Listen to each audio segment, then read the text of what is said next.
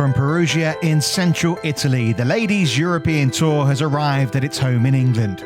For its flagship event, the ISPS HANDA Ladies European Masters, just outside of London, in the English countryside at the John Jacobs-designed Buckinghamshire Golf Club. The perfect setting for a superb field with major winners and proven champions on show. Caroline Masson isn't too far off the pace at the halfway stage, but 3 double bogeys in the windy conditions yesterday has left the Solheim Cup star further from the top than she would have liked. The last lady in the field as reserve Welsh talent Amy Bolden has made the most of her opportunity.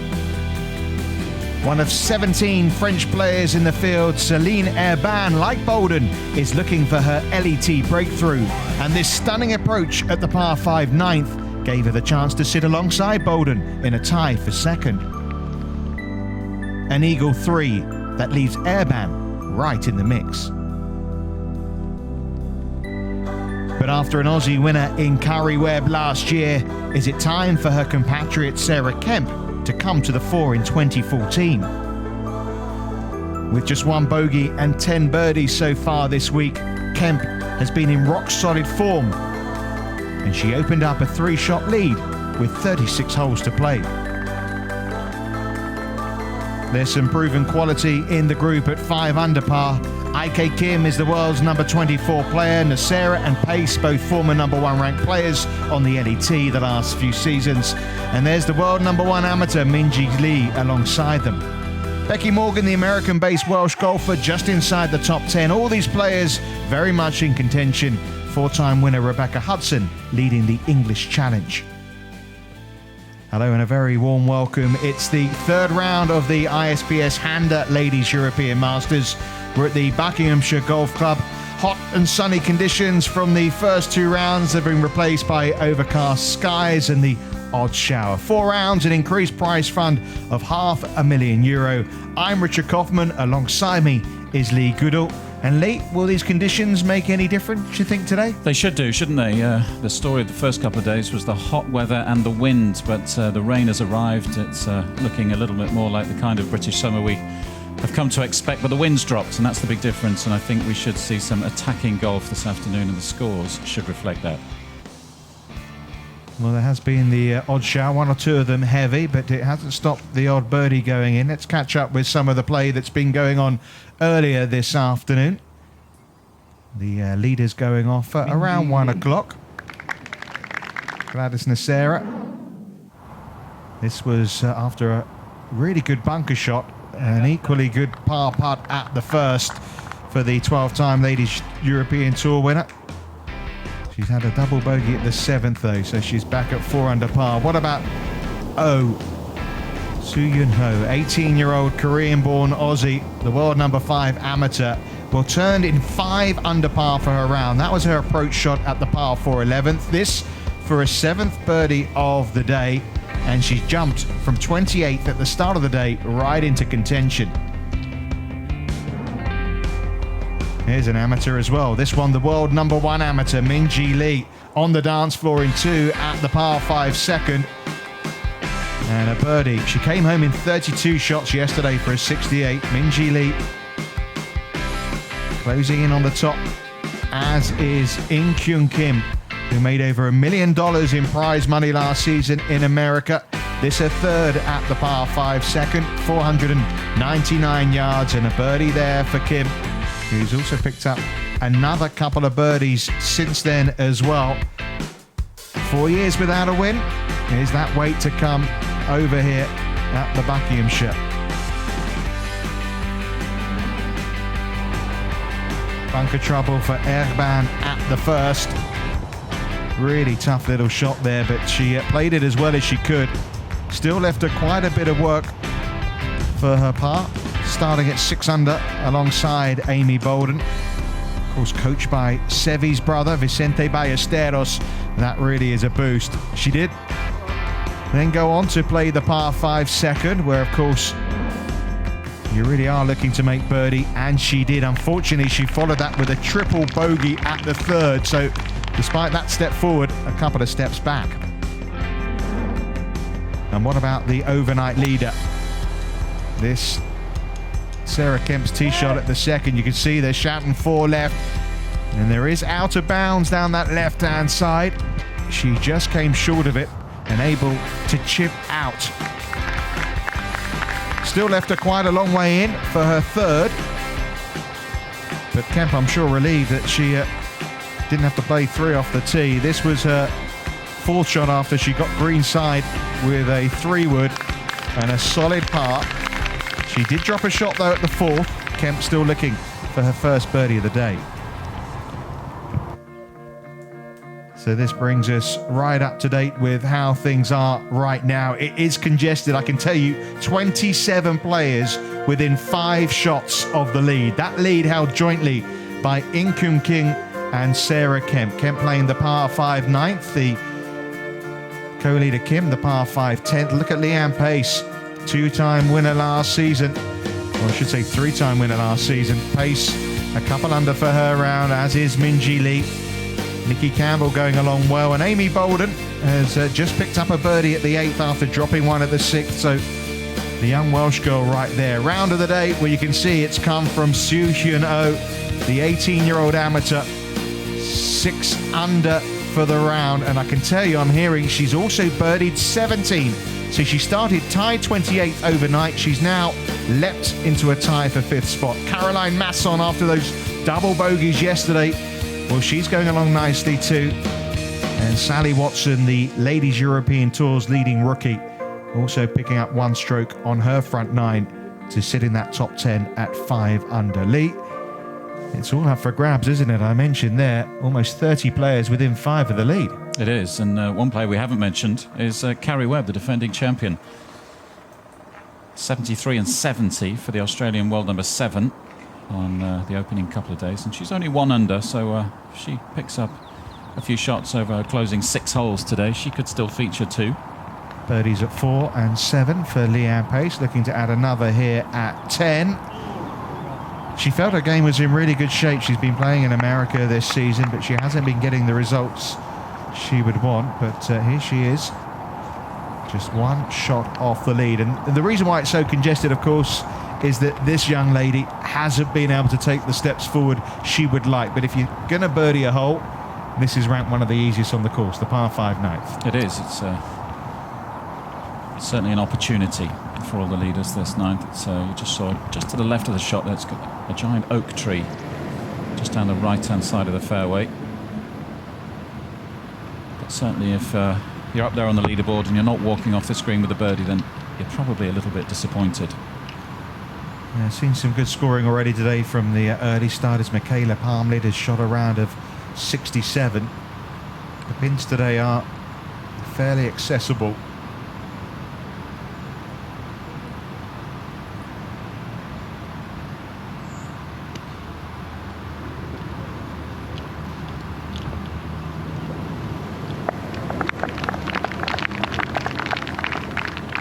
You can see Amy Bolden's ball just inside Sarah Kemp's there. Bolden with a chance for birdie coming up as well. I think Kemp would have obviously liked that a little closer, but a birdie chance nonetheless.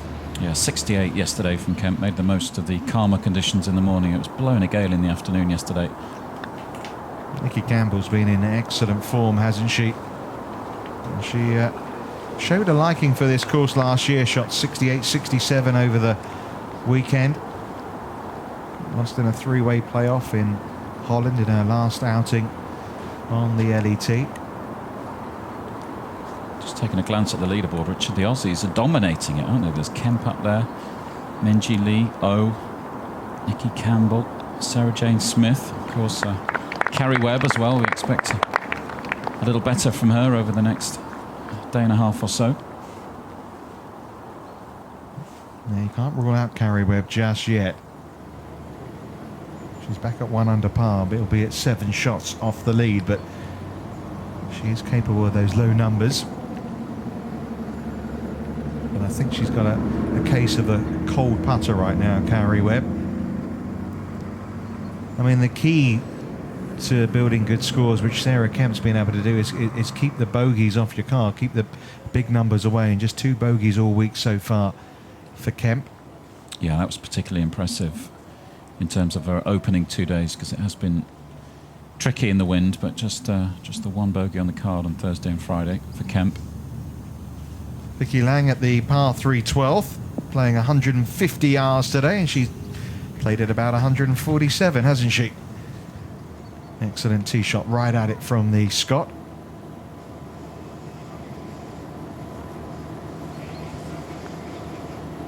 Well, she hasn't really been able to recover from that early setback, Erban.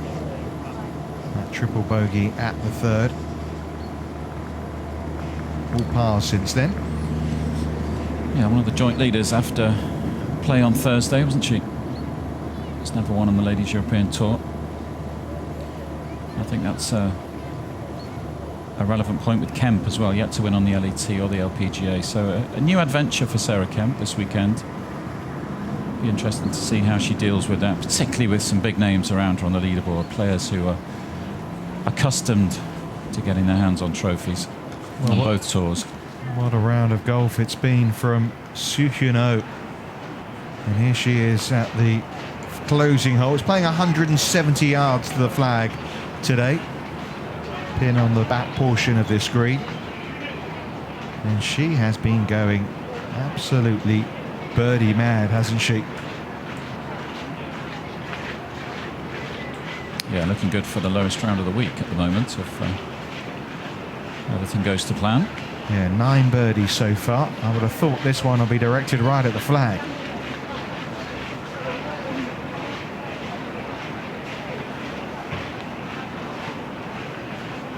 I just avoided the bunker, but that's I've got to come up onto the other level.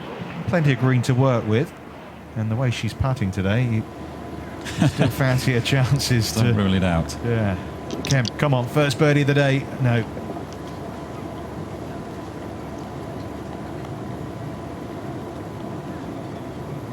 Just got to try and stay patient, Sarah. That was the buzzword Thursday and Friday around this Buckinghamshire course. Try not to expect too much in difficult conditions. Well, it's a lovely setting in Denham, just west of the centre of London, about well, depending on the traffic, about a 45-minute drive to the West End. Well, she's looking very pink today, isn't she, Amy Bolden? Another who struggled to make birdies, just the one birdie from Kemp. Sorry, one birdie from Bolden, one birdie from Erban, and Kemp without one. So just 2 birdies between the 3 players. You see that sometimes, don't you? Our groups, birdies come in waves, or the drop shots.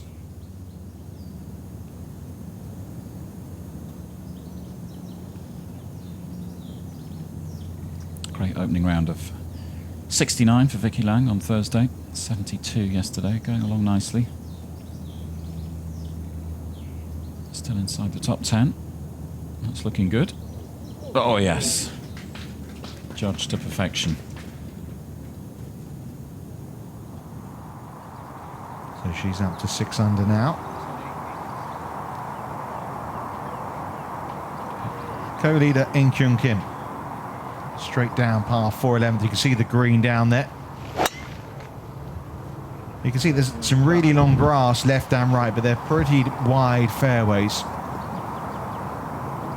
And that is right down the middle from Kim. Good drive. She won't have more than around an 8-iron into the green.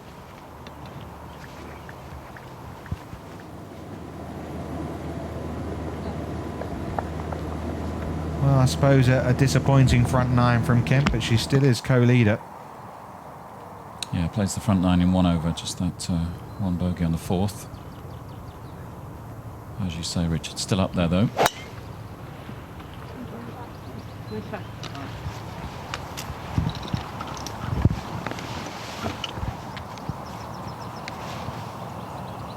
Of course, took a fair bit of water overnight. Boiling hot on Thursday and Friday. But, a fair amount of rain overnight. It was looking pretty dark for most of the morning, but the rain never really came, and then it really hit us around 1 o'clock, 2 o'clock this afternoon. Happy to say that's moved away at the moment. The conditions are a lot calmer because of it. One birdie, no drop shot so far for Amelia Lewis. Lovely control on it from the American.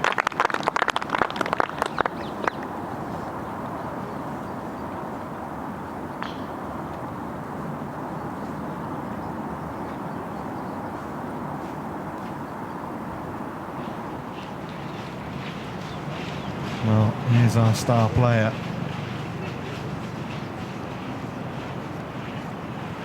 It's incredible the young talent that is around now. Of course, Lydia Ko, as an amateur, came on the scene and adapted so well to playing alongside professionals. And, well, we've got Minji Lee, who's up here playing well this week, and 6 amateurs making the cut.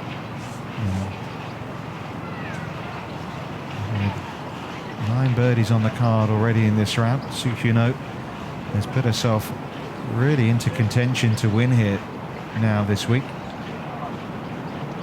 What impresses me is their composure, these kids. So many 17, 18-year-olds playing well, challenging in tournaments. They look completely at home.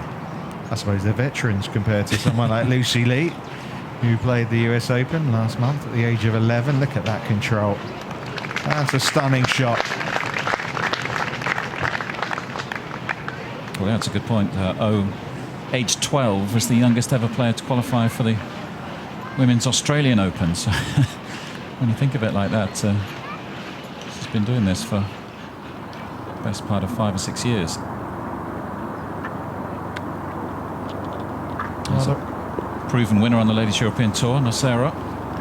Yeah, the rough is a little wet now. And she said there's around 5 millimetres of rain overnight, and you're just not sure how the ball might react out of it, even though it's not too long in that semi-rough.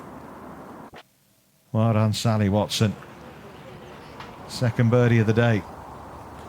Yeah, playing some good golf at the moment. The young Scot, a rookie on the Ladies European Tour this year, out of Stanford University.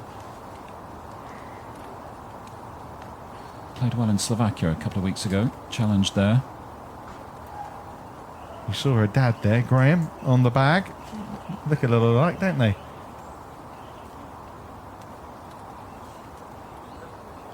It's certainly not as windy as it was yesterday. Still a bit of a breeze around, but conditions much more scoreable, which is why we're seeing the 67s, and we've got a putt coming up for a 65.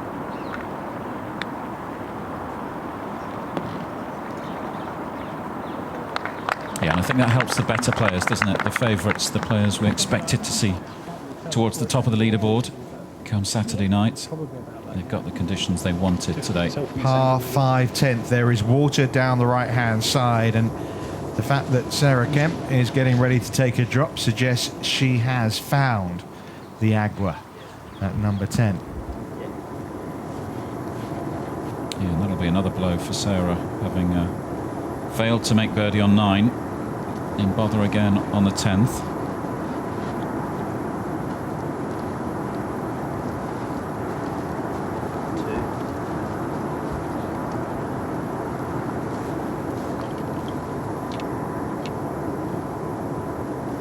Well, she wore a jumper on the first round, even though it was around 90 degrees, hottest day of the English summer. Today you can excuse her for wearing something over a t-shirt.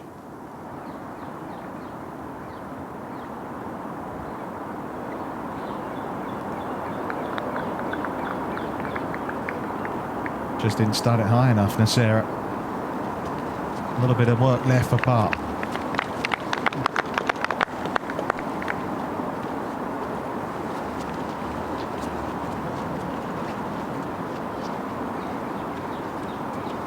Just going along nicely until that double on the par 3 7th, Nocera. Well, you have to say, this young lady, that the danger woman in Kyung Kim. And a chance for yet another birdie. And she could open up a bit of a gap, couldn't she? 4 birdies already today. She's one ahead of Sarah Kemp. But while Kim has a birdie chance coming up at 11, Kemp still a fair way back, really, because She had to take line of sight for where the ball went in the water, so she still might be able to reach the green in 3, but it's she's not going to get much control of it because she's going to have to come in with a wooden club, you'd think.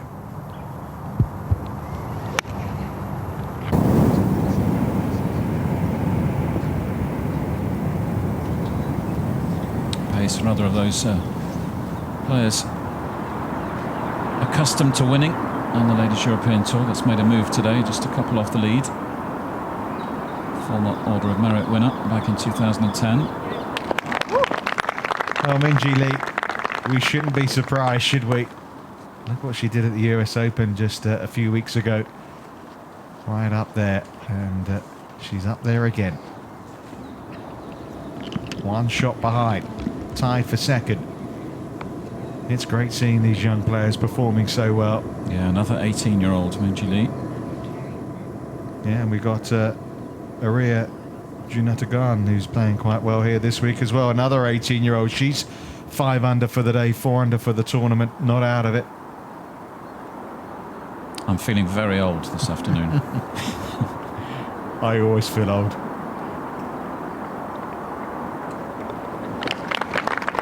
Well, she's got the red, white and blue on again, Amelia Lewis. She had the stars and stripes with it yesterday on her skirt. Nice birdie for her.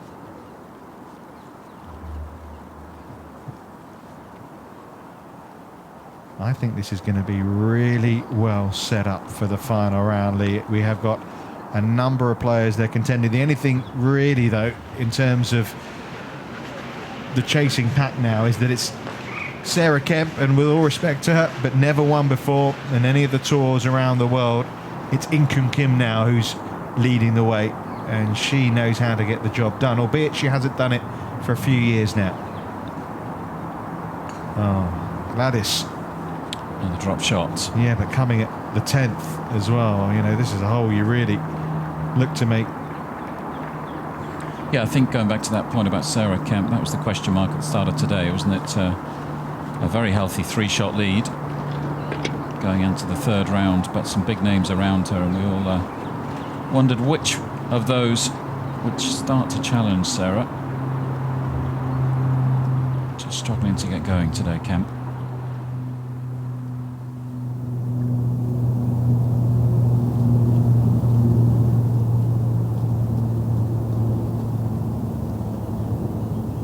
Campbell at 11 for birdie. Yeah, she really is playing some of her best golf this season, Nikki Campbell. One of the players that played in the Ladies European Tour qualifier here, that was played over 2 rounds for the US Open. She came through that. Amy Bolden, of course, who's right up there as well here this week. She won that. Yeah, Amy Bolden's is a lovely story this week, isn't it? In at the last minute, just a couple of hours before she teed off on Thursday, she found she'd grabbed the last spot after Pernilla Lindberg, the Swede, had to retire from the tournament with an eye problem. She certainly made the most of it, Bolden. That was Becky Morgan, whose tee shot found the green at the par 312.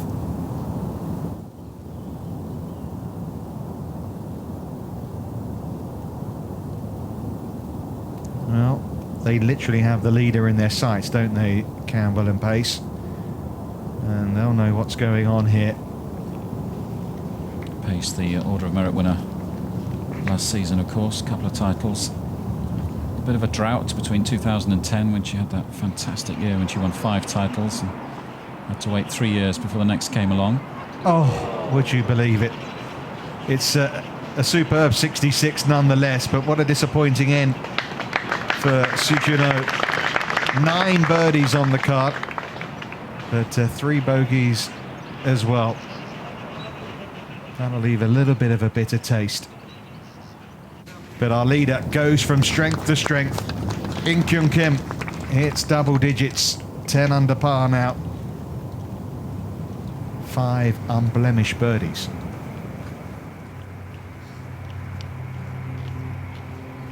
Yeah, starting to look like the leader going into the final round, isn't she?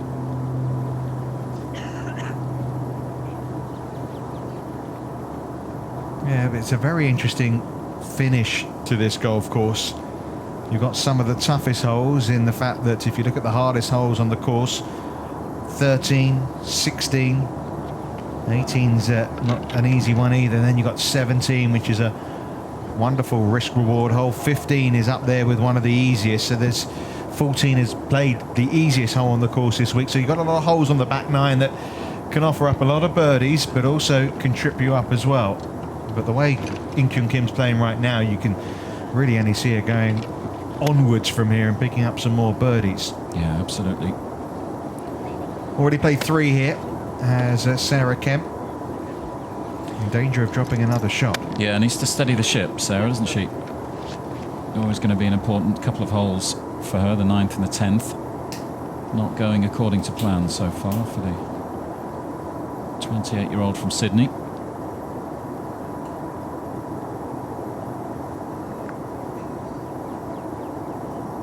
Needs to escape with at least a par from this par 5 10th.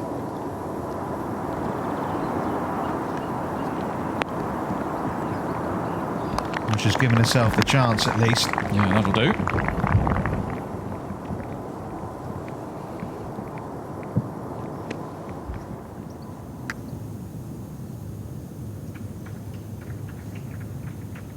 Now, bogeys at 6, 7 and 8 for Becky Morgan. Seen her slip down the leaderboard today. Yeah, cracking opening round. 68 from the Welshwoman, who plays most of her golf over in the States. There's a nice hole-in-one prize on offer here at the 12th. A Toyota Aygo car. It's only been on offer for hole-in-ones on Saturday and Sunday, and that rather disappointed Laura Davis because she had a hole-in-one here in the Pro-Am.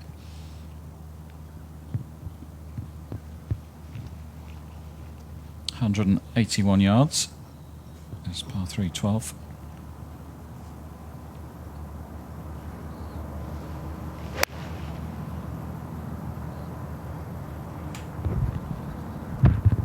That's another excellent shot.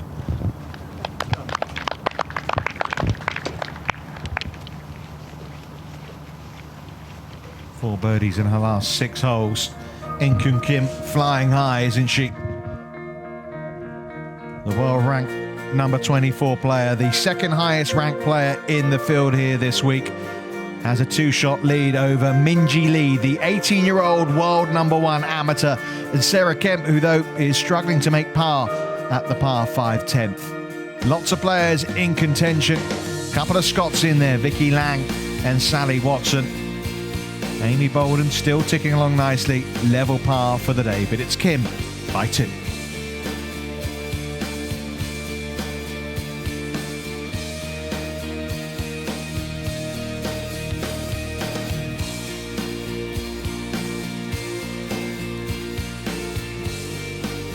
Where you can see Sarah Jane Smith and Sue Hano, as Lee was saying, carrying on the Aussie charge. Charlie Hull, don't write her out just yet either. 4 under par. Just picked up another birdie at the 15th after missing out at 14. Expect her to take on the green at 17. There's Celine Erban, who unfortunately is a couple over for her round today, also in that group at -4. Hey, you mentioned Jatanagarn as well earlier on, Richard. She's having a good round. 5 under today, 4 under for the tournament, alongside Charlie Hull. Another fabulously talented youngster to keep an eye on. There's the car on offer behind Leanne Pace.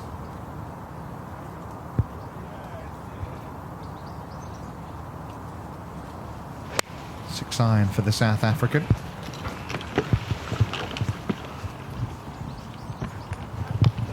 Fabulous. Golden chance.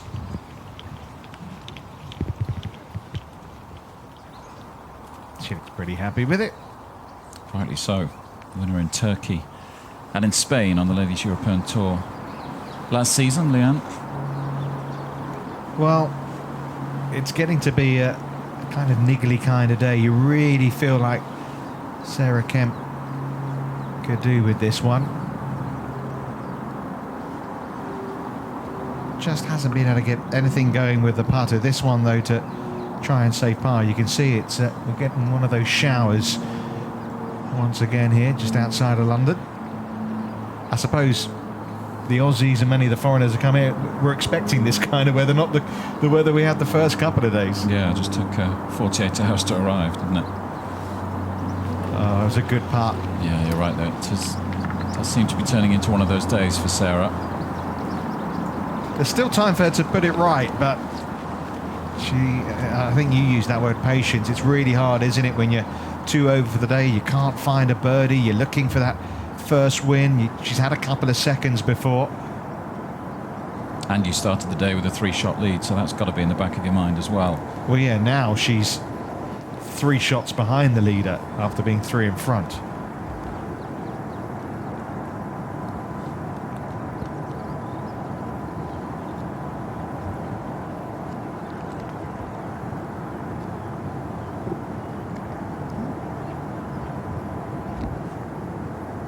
Amy Bolden. And she's almost got to flirt with that marker that's there. This putt moves a little bit right to left. You see, if that was me, I would have moved that marker a little bit further aside, because I think actually her line was over the marker. Yeah, good call. What a week she's having, though. Yeah, she's only 20. She's been a pro less than a year. She's part of the Robert Rock Academy. I spoke to Robert about her late last year. He has really high hopes for her, and you can see why, the way she's playing. I find it fascinating how certain players come to life on certain courses as well. You mentioned earlier Bolden qualifying for the US Open on this course, a couple of 71s, and 69-69 Thursday, Friday. Urban would have got a really good read, but she hasn't made the most of it. It's becoming a really frustrating group all round, isn't it, really? No one making any headway. In fact, in Urban and Kemp, a couple slipping back. Yeah, not a lot of positive energy at the moment. Meanwhile, in this group, they're all going in. That one doesn't quite have the legs. It's a good point, though. I think, I can't remember who it was, but one of the players on Thursday, I think, just talking about if you are playing with a couple of players who are playing well, it really does help. Gives you a kick up the backside, and you can be dragged along by that sometimes. Well, you had Sarah Kemp playing with Amelia Lewis and Rebecca Hudson the first 3 days. All of them were under par over the first couple of rounds.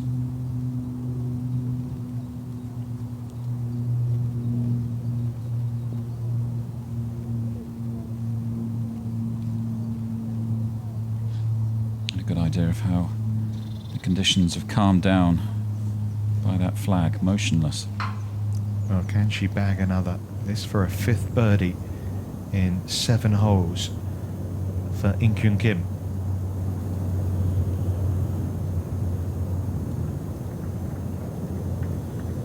Oh, wasn't far away, was it? She's got the pace of these greens down to a tee. That was a really good effort. Running around 11.5 on the stimp meter.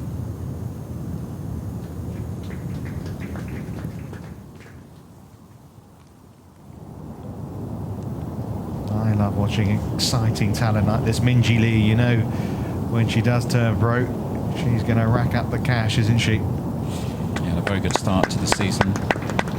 Won the Victorian Open, her first professional victory. And then second behind Cheyenne Woods at the Volvic Ladies Masters.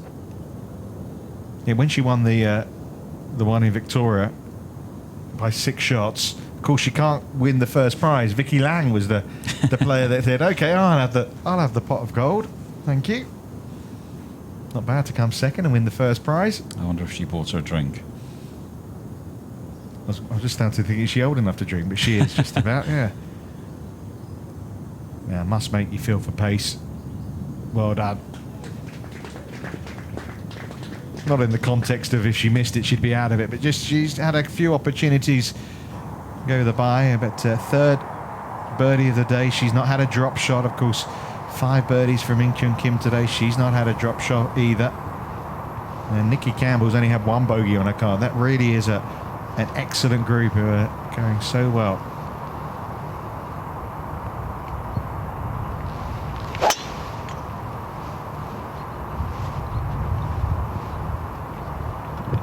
Doesn't have Vicente Ballesteros caddying for her this week. Thought he might be over, what, with the Sevi moving out. That's right, yeah. Last week. Hitting the cinemas in the UK. His form came out of nowhere, really, for Celine. Missed the cuts in Turkey and Holland, and tied 25th in Slovakia, then tied 42nd in Italy. Played some good golf this week on British soil.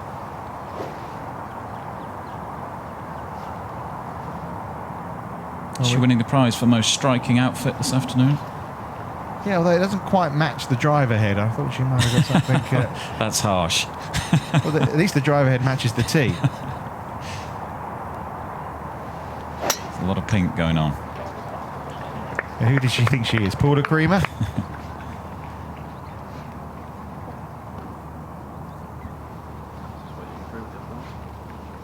Excellent drive from Amy Bolden.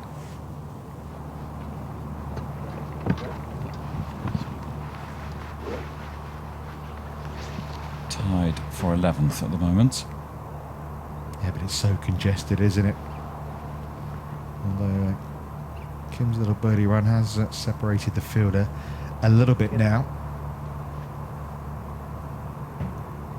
Just worth watching out that Caroline Masson's had another birdie. She's up to 7 under. Just noticed that, yeah. Good to see Caroline climbing the leaderboard. One of 2 of the European Solheim Cup team members in this tournament from last year, of course. That fabulous victory over the Americans, Charlie Hull and Caroline. Although Caroline still has the 16th to play, where she 4-putted yesterday. Maybe a chance to banish those horrible memories. Yeah, she had some fun and games on the 17th, I think, didn't she, as well? Yeah, double bogeys back to back.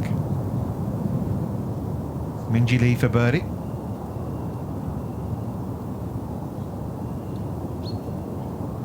Never gave it enough. I just wonder whether the rain we've had slowed it down at the greens a little. I don't think they have. Running very true. Players certainly attacking the pins a little bit more today. A lot of them coming off the course yesterday just saying, I had to play patient golf, weren't going for the flags, just the heart of the greens. Particularly yesterday afternoon, I was walking the course for a couple of hours and it was blowing a gale.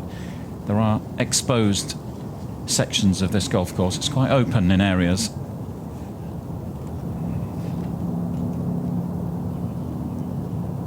So if it is windy, you do feel it out there. Well, pity for Amelia Lewis. Just had birdies at 9 and 10 as well. So she was looking to continue that run there. 7 under par, Amelia Lewis. Very cosmopolitan leaderboard, but it's the Korean In Kyung Kim who leads the way. Leanne Pace back in Europe and back playing really well alongside the 18-year-old amateur Minjee Lee in a tie for second. Look at Masson, who's now moved up to 7 under par. 6 birdies so far today from the German Solheim Cup player. Sarah Kemp now slipping back, couple over for her round. Birdie at the 14th for Sarah Jane Smith. That's why she's moved to 6 under par. Vicky Lang, 3 under for the round. Campbell in that group with In Kyung Kim. 66s, best of the day, 2 18-year-olds. The Thai, Aria Jutanagan and Suhyuno of Australia. Wonderful play from the teenagers. And the veteran 20-year-old Welsh girl, Amy Bolden, alongside them at 5 under par. There's Charlie Hull at 4 under. A little bit further down the leaderboard, Rebecca Hudson, who played really well in Italy last week. A couple under. Becky Morgan slipping back today. There's Michaela Palmlid, and a good move today from Holly Clyburn, who's been in excellent form, runner-up last week in Italy. Valentine Derry, another of the winners this year on the Ladies European Tour, in with a round of 70. Stephanie Meadow, her first event in Europe, the Northern Ireland golfer, picked up a cheque of over $200,000 in her first. That was some going, wasn't it, at the US Open. Maria Balakova, formerly Versionova, also under par. Cheyenne Woods got it going until she had a 9 yesterday at the par 5 second, and good to see the 8-time Solheim Cup player Sophie Gustafsson up there at level par as well. Marlene Jorgensen had a 67 yesterday after opening round of 77. Level par so far today. Maria Hernandez, the Spaniard who's based in America. And Pamela Pretzwell engaged last week and celebrating with a round of 71 this week. She's at +2. Cut mark came at 6 over par. 79 players. Helped out by the 6 amateurs. Of course, they don't count towards the players that make the cut because they don't get a check. Right, Sarah Kemp, time to start making a move. That's a good start.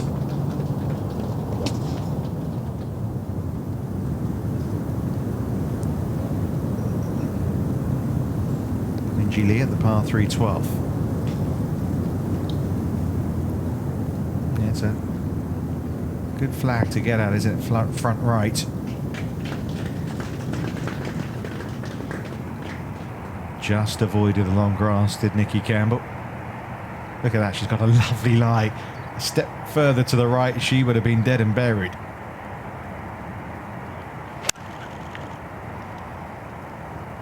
This 13th has been playing the hardest hole on the course this week. That's a dogleg right to left. And I think that's because the wind was blowing across this hole, made it really hard to control the ball. And it was a little fiery on the fairway.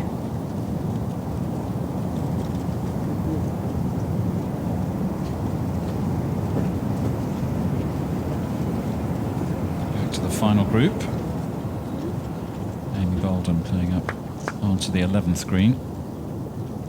Yeah, she actually dropped a shot. That putt we saw earlier from her was for par, so it was a 6, I'm afraid, for Amy Bolden, which is why she's back at 5 under.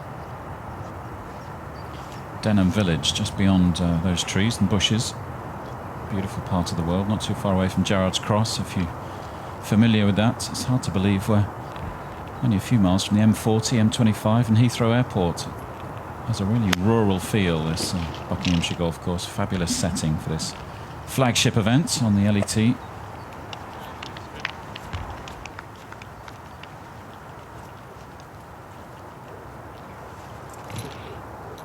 One of the 2-tier greens here are the 13th. I just wonder whether we see anyone use that as a backstop, really. Fly it over the flag and bring it down off the slope with a little bit of spin. Yeah, I suppose easier said than done. You need to be on the fairway, really.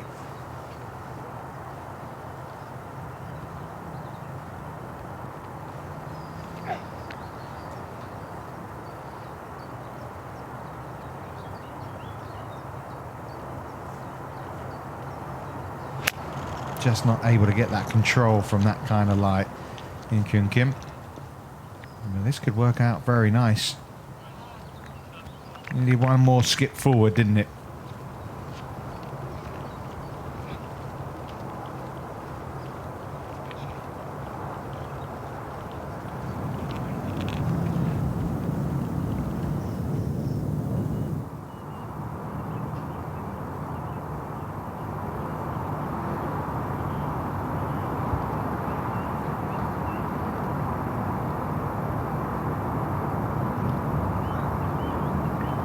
Amelia Lewis doing a good job of sticking around today as well. Bogey free card at the moment. Birdies on 9 and 10.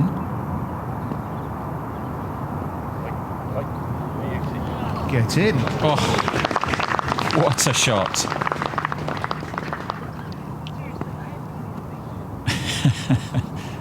A rather modest response, I think. What did she say? Wasn't bigging it up, was she?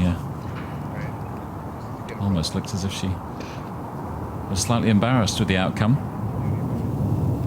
No birdie for And bam.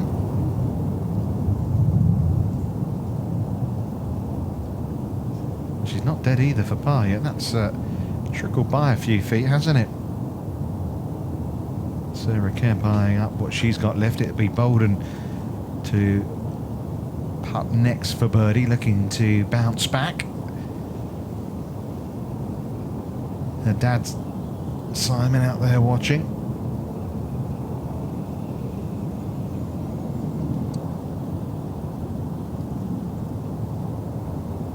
Yeah, Kemp's got to start snapping up these opportunities if she wants to remain in contention. Be a good place to start for the Australian. Might just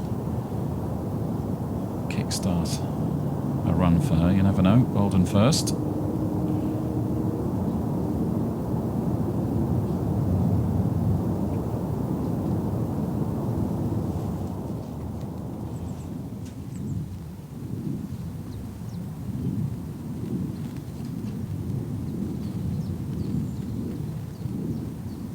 Excellent touch from Campbell. So that'll be a guaranteed par for the Australian.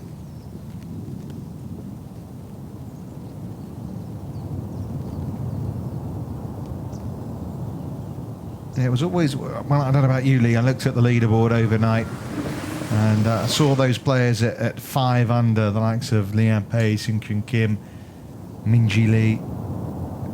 Always felt, given Kemp's status as a non-winner, that they would be the ones looking to chase her down. But Kemp back in business, first birdie of the day.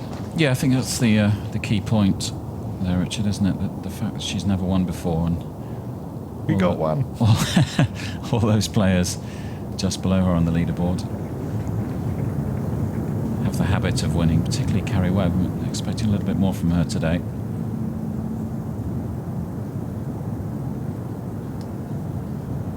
I mean, look at someone like Kim, particularly her record at the majors. You know, she's proven at the very top of women's golf. Yeah, she's been top 5 in all 4 majors. By the way, Carrie Webb has just gone birdie at 14 and 15. Ah, well, there you go. So she's up to 3 under now. She heard us.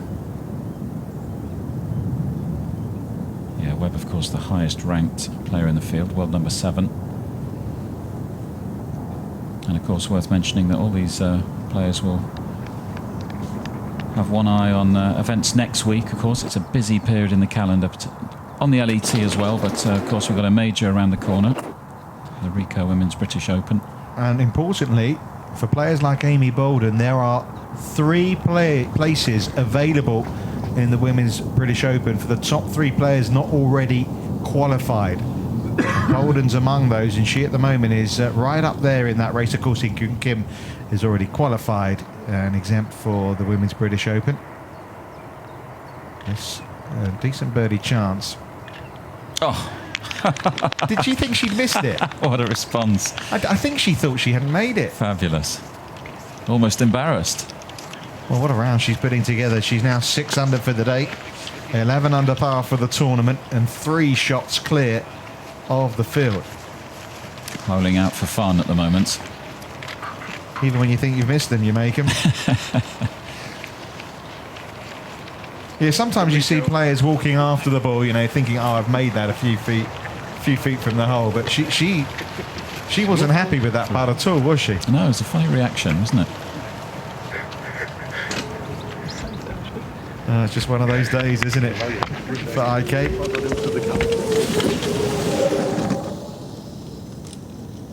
And she may be putting a few players out of contention. You know, we mentioned Webb just gone birdie. You feel like she needs a few more birdies now, the way that Kim is going. You know, 3 under par. If the leader had finished up 8 or 9 under, you think, well, Carrie Webb 5-6 shots back, no problem at all. She can make that up, of course, with a really low round tomorrow, and possibly still defend the title. But with someone of the quality of Kim now 8 shots ahead of her. Yeah, it's a lot of ground to make up, isn't it?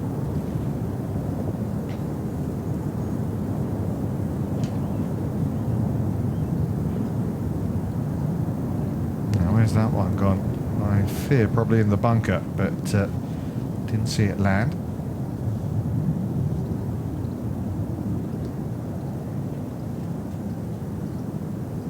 Yeah, it's kind of strange, isn't it? A lot of the crowds have been following the likes of Webb, Charlie Hull, and there's a kind of strange feel to this final group. It hasn't got a final group feel. They're not making birdies. There's no big crowds and applause following them either. You know, Masson, Webb, Hull, a little bit further down there, they're attracting the bigger crowds, and it's all a little flat, isn't it, in this group? Yeah, I think that's tough for the players, isn't it, in this this scenario. Nothing for them to feed off. Masson, by the way, has had another birdie. Up to 8 under now. She's 6 under for the day, like Kim. Yeah, tied for second now, the German.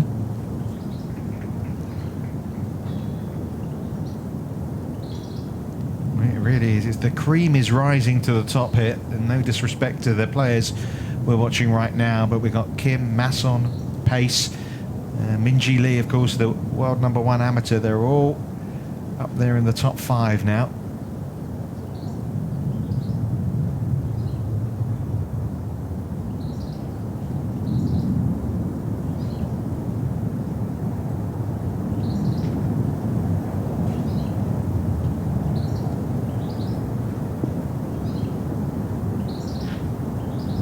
Just a skip away from being really close there from Amy Bolden. Well, there is confirmation of how the leaderboard stands. Look at that, Kim and Masson, both 6 under for the day. Leanne Pace is 3 under for the day. Minjee Lee, 3 under for the day. Sarah Kemp just got her first birdie of the day to get to 1 over for the round, and in that tie for second, In Kyung Kim with that bonus birdie at the 13th, which will pick up a shot on the field with that, because there haven't been too many birdies there. You can see the teenagers O and Jutanugarn both moving up the leaderboard from 28th overnight, just outside the top 10 now. And here is the 18th tee. Charlie Hull waiting.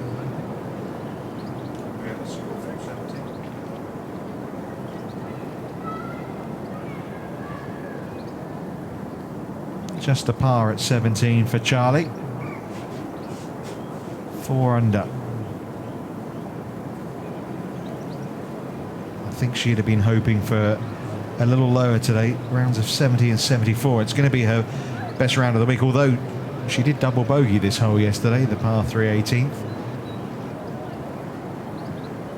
Stephanie Meadow, what a few weeks it's been for her since turning pro. There she is in the purple to the right as we were looking. Yeah, after her exploits at the US Open, she arrived and said it was a very different test for her this week. Very mature approach. I thought, reading her quotes. I've got to try and ground myself and start again. Well, I suggested Sarah Kemp went in the bunker. Indeed she did. Can she produce the kind of shot that we saw just now from Amelia Lewis at this hole?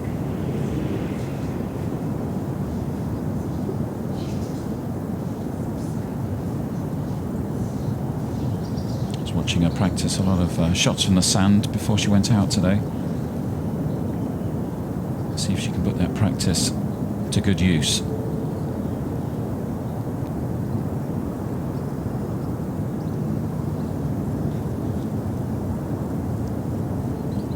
It's a little clumsy, I'm afraid. And after getting that first birdie of the day, the last thing she wants to do is obviously give it straight back.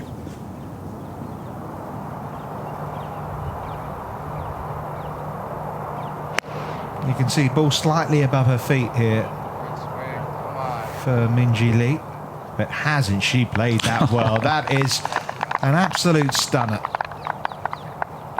One of 4 players tied for second, 3 off the lead. A flicker of a smile. Well, wouldn't it be ironic if she won this week? I'll tell you why in a little while. But Bolden taking the flag out suggests she fancies this one. She'll hate that. Until she made contact. Yeah. Lewis. Anywhere inside Minji Lee will do.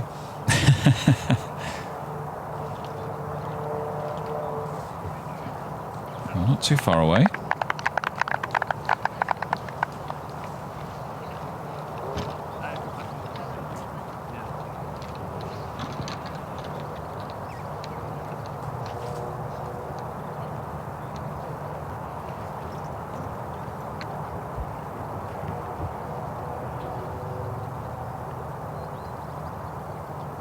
Well, Sarah bogeyed 10, but she has just birdied the 12th, so back to 4 under now.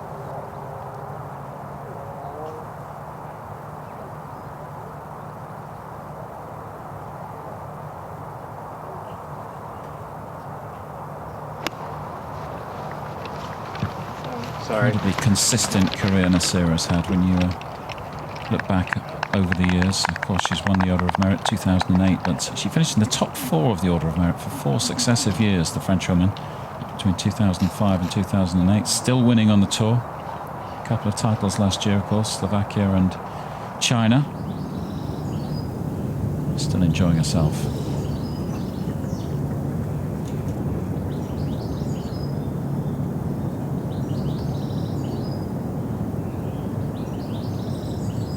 Well, positive putt, but I'm afraid it means the one back is for bogey.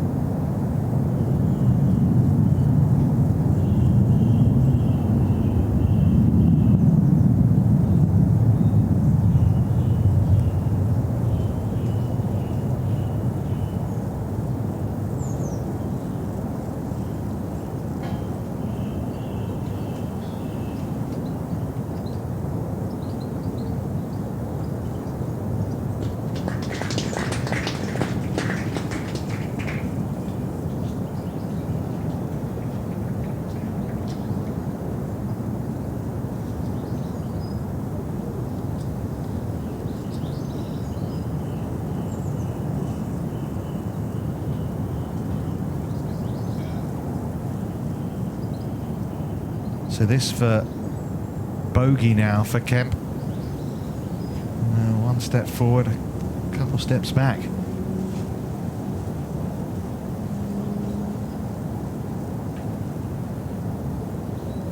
So back to 7 under and out of the tie for second. Yeah, another frustrating hole for Sarah. Seeing the body language, it's just starting to affect her a touch, perhaps.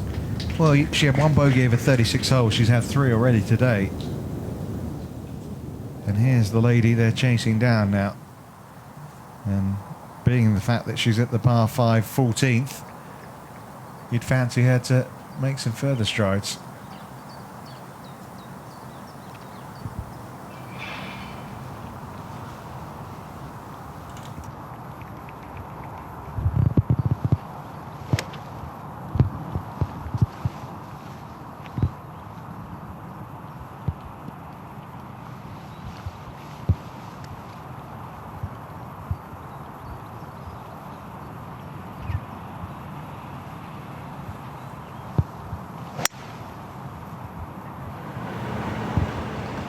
All these par 5s are reachable, almost there.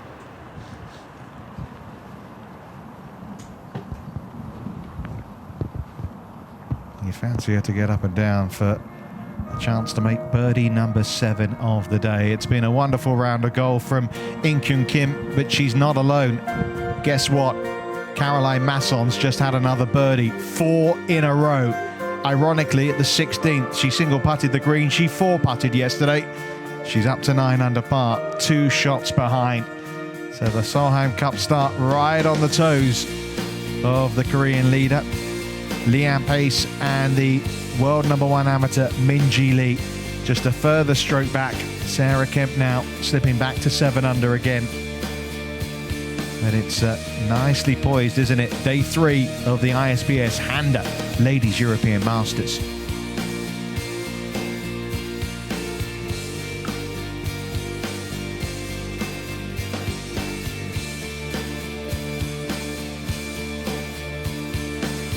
Super 66s from the teenage sensations Aria Jutanugarn and Suhyun Oh. Amy Bolden unable to make any progress. Sophie Giquel-Beton around a 67. There's Charlie Holt coming to the 18th. We saw her on the tee waiting. 4 under par, Diana Luna. And another of the French contenders, Gladys Nacera, not having the best of days, but well, that birdie at the 12th still gives us some hope over the closing 6 holes of this 3rd round.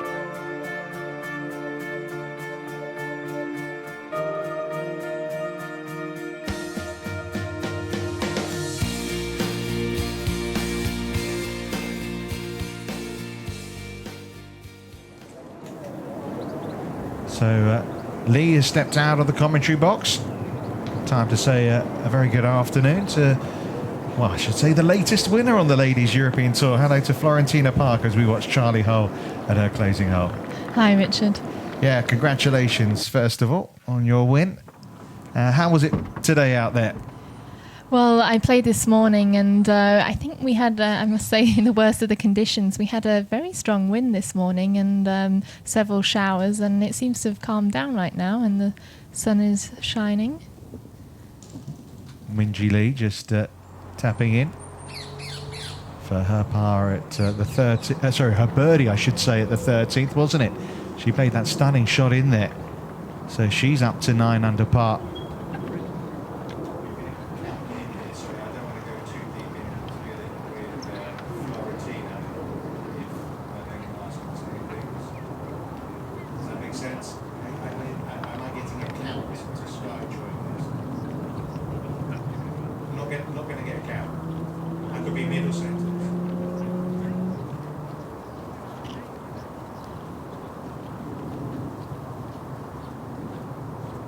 This is the 14th hole here. It's a short par 5 playing downwind, so this is like a must birdie for these final groups.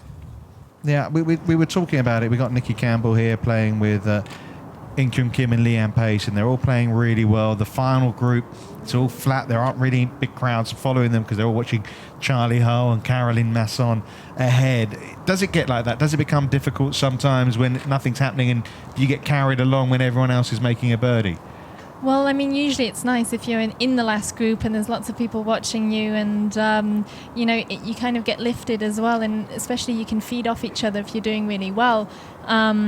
I mean, it might come to a shock to them that there's not that many people following them, but they can see on the leaderboards that they're still, you know, right in the mix.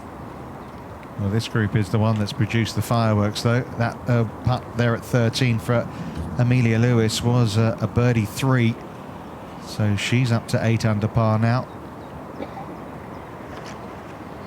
But this young lady, In Kyung Kim, she's a world-class player, isn't she, Florentina? And people will see her up the top of the leaderboard and know that she's going to be a hard one to catch. Exactly. She plays a few of our tournaments on the Ladies European Tour, and she's always a contender. Beauty. Well, caddy likes it. So he should. That was an Aussie caddy, wasn't it? Yes. Beauty.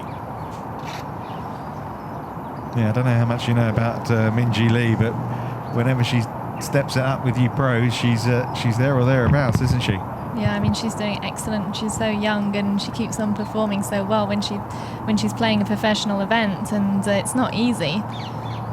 But she makes it look pretty easy, doesn't she? As is In Kyung Kim right now.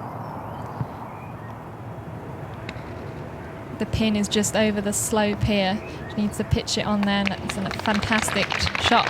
I mean, we've had rain overnight and this morning, and it's playing completely different to the last 2 days. You needed to land it short of that ridge and roll it up, whereas now you can get some check and some spin on the ball, which is a bit easier than the first 2 days. And I think you're right in saying that it was around about an hour or so ago, an hour and a half ago, the wind just seemed to die, didn't it? Charlie Hull on the wrong level here on a hole she double bogeyed yesterday. This is a very slow putt because I had this exactly the same putt this morning, and you know, especially after the rain, and it's really slow up that hill. Campbell just off the green here in 2.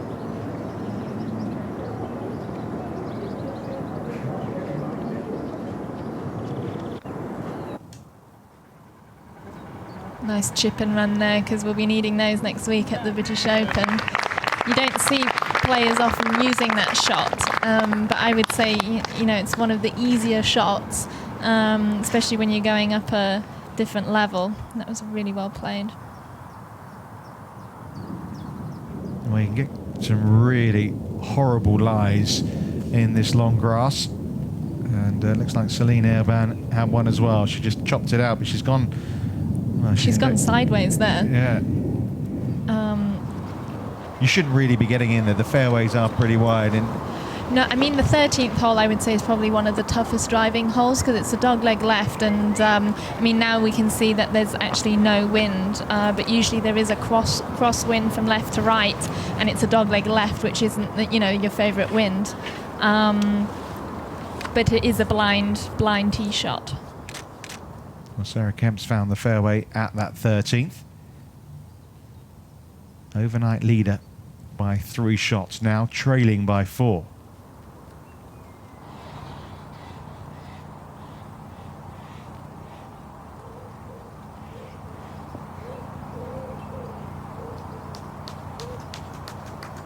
That was a very good shot. That will leave herself a pretty straight uphill putt.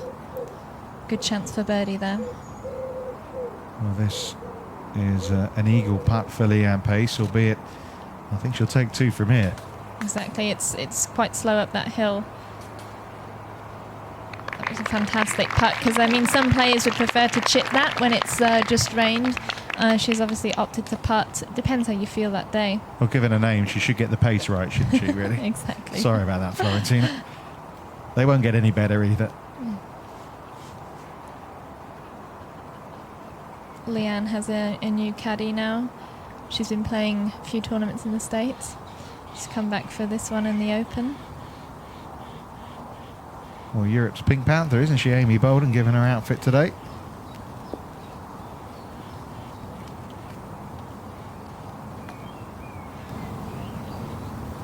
I mean, for Amy, she's a rookie on tour, and I think it's her first time that she'll be in the last group. So, you know, it's new for her, and she'll definitely learn no matter how she plays today.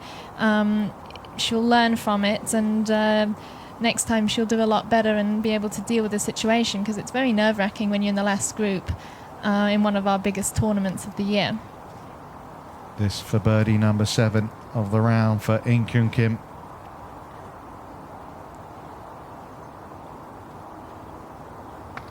Never looked like missing, did it? And the lead back to 3 now from Caroline Masson. 6 birdies in 9 holes. That's a pretty looking scorecard, isn't it? It's excellent, and as I can... Oh, she just had the 1-5 on 9. But usually it's very nice when you keep the 5s off the scorecard too. Obviously, after finding the long grass, this 3rd shot in for Airban. Good angle, though. Excellent shot there, and she'll be so pleased when she knocks that one in and walks away with a par.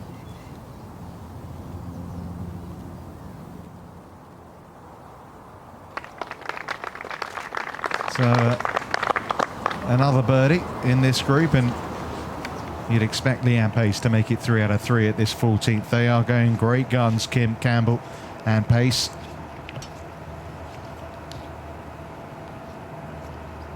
Nikki Campbell now up to 7 under par. She's 3 under for the day. Leanne Pace here to go 4 under for her round, and of course Kim's 7 under for the day. Wouldn't mind an electric scorecard with them.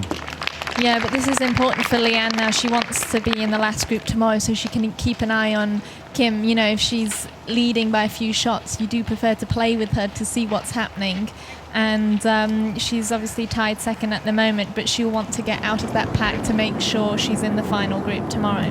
Well, we've seen some fabulous rounds today from some 18-year-olds. Jitanagan, and here's another 18-year-old who certainly made her mark on the professional game. Charlie Hull, that's her best round of the week, a 68. And it leaves her at 4 under par. 4 under, though, too far back, you'd say, Florentina? Probably, with the way they're playing at the moment. Even if she shoots 6 or 7 under tomorrow, I don't think that will be taking away the trophy. No, particularly when we got someone like IK Kim up there at 12 under. Exactly, and I mean, she's an experienced player and you're not going to expect her to give it away. So I think Charlie might be just a bit too far behind. But I mean, it's going to give her great confidence going into next week as well.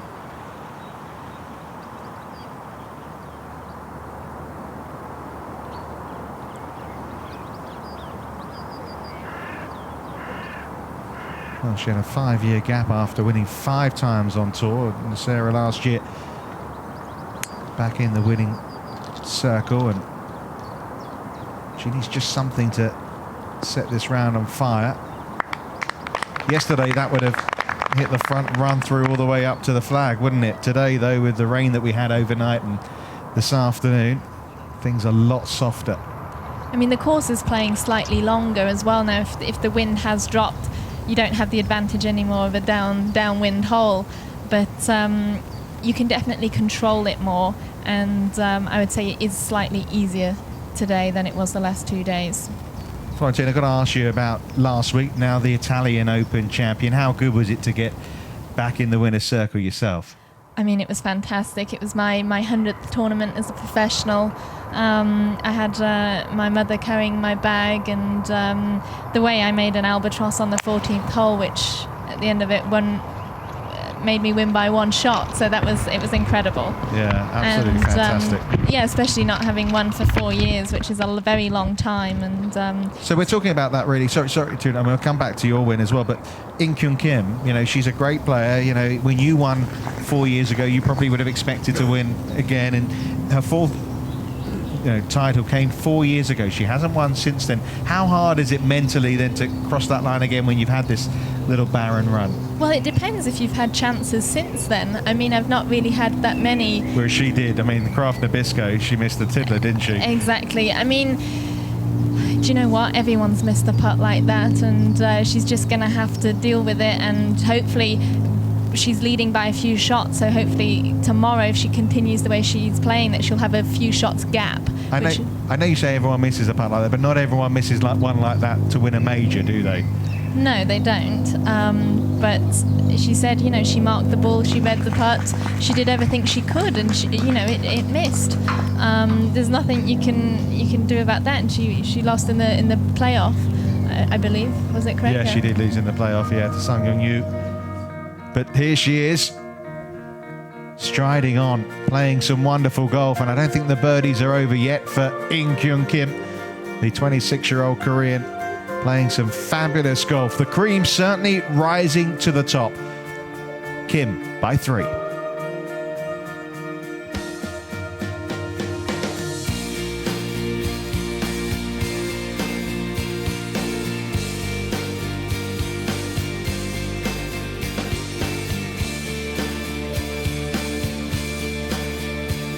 Well, it's a little gap she's got at the top now, isn't it, In Kyung Kim?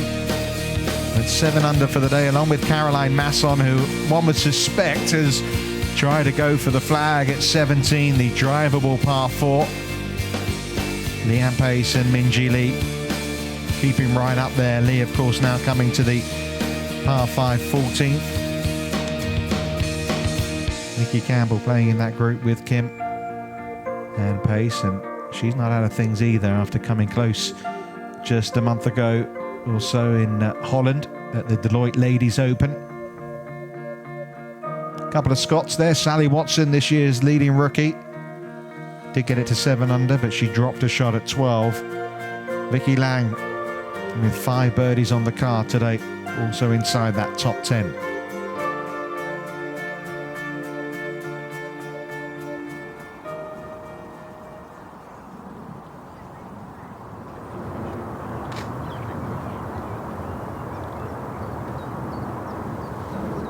We saw a wonderful bunker shot from Amelia Lewis at the 12th, almost hold it.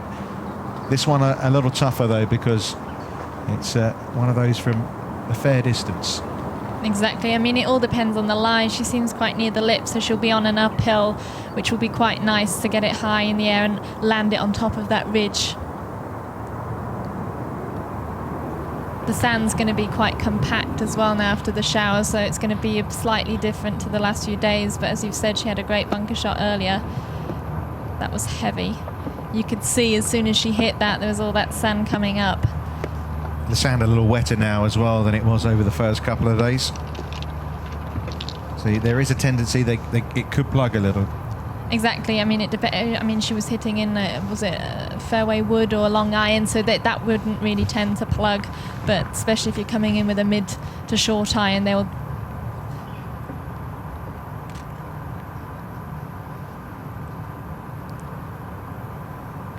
Well, you'd say the odds on Minjee getting up and down are pretty good here. Well, we've seen most of the players, they've been short and have chip and runned it. She's opted for a higher loft on her sandwich there. Didn't quite pull it off the way she wanted to.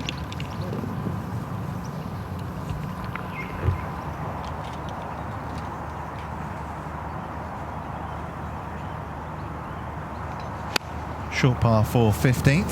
Leanne Pace, not particularly enamoured with that. She does not like that.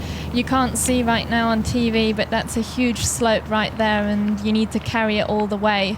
There's actually 3 different levels on this green, and today the pin is 32 on and 8 from right, so it's back right. That's going to leave as you can see now, you can see a bit of the shaping of the green here. You need to carry it all the way. Yes, the St Mary's Church just to the right-hand corner off this green, one of the relics around this John Jacobs design course. It's got a Norman Tower, Tudor monuments inside it. I actually spoke to In-Kyun Kim earlier, so I asked if she'd done any sightseeing. She'd been to Windsor, that's it. She's going to come back after the Women's British Open, go into London, do a bit more sightseeing. But right now she's focused on her golf, and it's not bad golf she's playing, is it? Just a wedge in.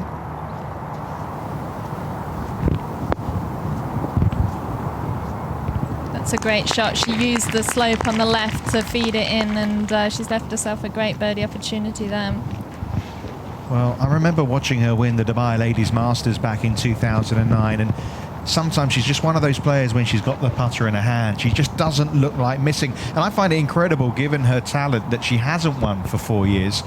I mean, I know it's not easy to win a golf tournament, and you're testament to that, Florentina, last week. You got the job done, but she just looks so in control today, for example, and she just looks like well, she is a money machine. They call her Income Kim, don't they? Exactly. I mean, but the thing is with golf, it can change every day. You know, you're playing really well one day and then you wake up the next and it doesn't happen the way it does, and it's always hard to follow a good round. The amounts of time you see someone shooting 6-7 under and then following up with a level par or a 2 over, it happens all the time. That was an excellent shot from Nikki there.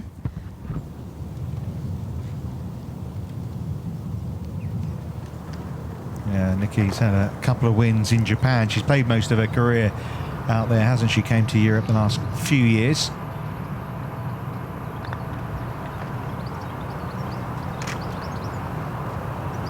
Well, that bunker shot just asked too much of Amelia Lewis. Yeah, unfortunately that's going to feel like a drop shot to us. You know, most of the people have birdied that hole, and it's a short par 5. She's not going to be too pleased about that. But after coming into this week having missed 6 cuts in a row, I mean, to be up there contending now. Unfortunately, Caroline Masson obviously went for it 17. I'm going to have a guess that she went into the water because she dropped a shot with a bogey 5, but she has a chance to get it right back with a birdie at 18. Yeah, that's so important. I mean, it's a great finishing 3 holes here at the Buckinghamshire. They've changed the 9s round, and it's a fantastic finish with 17. Most people are going for it with either a driver or a 3-wood, depending on the wind. But it's a risk and reward shot. And Caroline struggled with it yesterday and has just dropped a shot again. Sometimes when you see a hole again, you have, the bad memories from the day before, and sometimes it's really hard to, beat the hole. Well, missed opportunity here for Minjee Lee, just short of the green in 2. Fails to get up and down, just a par 5. Stays in a tie for second with Leanne Pace, now with Masson a further stroke back with Amelia Lewis. Yeah, I mentioned, missing all those cuts on the road. The golf can be a strange game, can't it, Florentina? You never know sometimes that the good times are around the corner. Exactly. I mean, 1 week can change your whole career as well. And she's obviously missed the last 6 cuts on the LPGA Tour, and maybe she's come here, the European Tour, with a fresh mindset and a new approach. And she's just shown us all how it can change so quickly. One of those who is already exempt for the Women's British Open. And of course, after your win last week, you're off to Birkdale. And of course, being Birkdale, that has some big sentiment for you, doesn't it, Florentina? Exactly. I've been a member for 13 years now, so I was really frustrated that I wasn't in and had to do final qualifying for my first time in my career, actually. So I was getting a bit nervous about that, and then I didn't realise after I'd won that had qualified me, because I thought the closing date had finished and that was it. And so it's an added bonus after you've won. And to go back to Birkdale is fantastic for me. Another terrific putt from Leanne Pace, but it's just for par. Where I say just for par, she was coming in with a wedge, and of course 2 other players in this group both have good looks for birdie, In Kyung Kim and Nikki Campbell.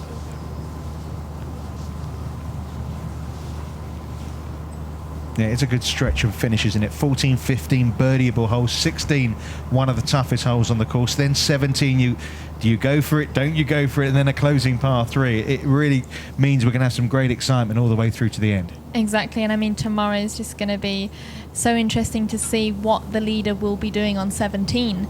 It's interesting, will they lay up, but it's also not an easy layup, and especially 16 is a tight tee shot, 17 obviously risk and reward, and 18 is very difficult because we never know where the wind's coming from because the tee is very sheltered, and obviously with some nerves on the last hole. Be interesting, although Christina Kim did have a hole-in-one last year. She did, yeah. Shows you anything is possible. And she likes to celebrate a hole-in-one, doesn't she? Oh, she definitely does, yeah. I think they could hear her by the M40.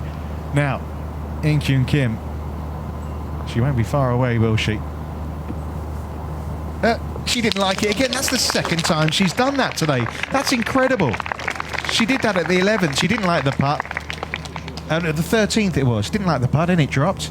It's just one of those days, isn't it? She's had more birdies than pars. It's incredible. I think she thought that was short, and that's why she wasn't liking it, but it seemed to just keep going, and I think she's slightly embarrassed that she didn't like it. Listen, I don't mind being embarrassed. She's got a 4-shot lead. Unfortunately, Amy Bolden has slipped back another shot. She dropped one at the last, but maybe a chance here. Almost on the green in 2 at the par 5 14th.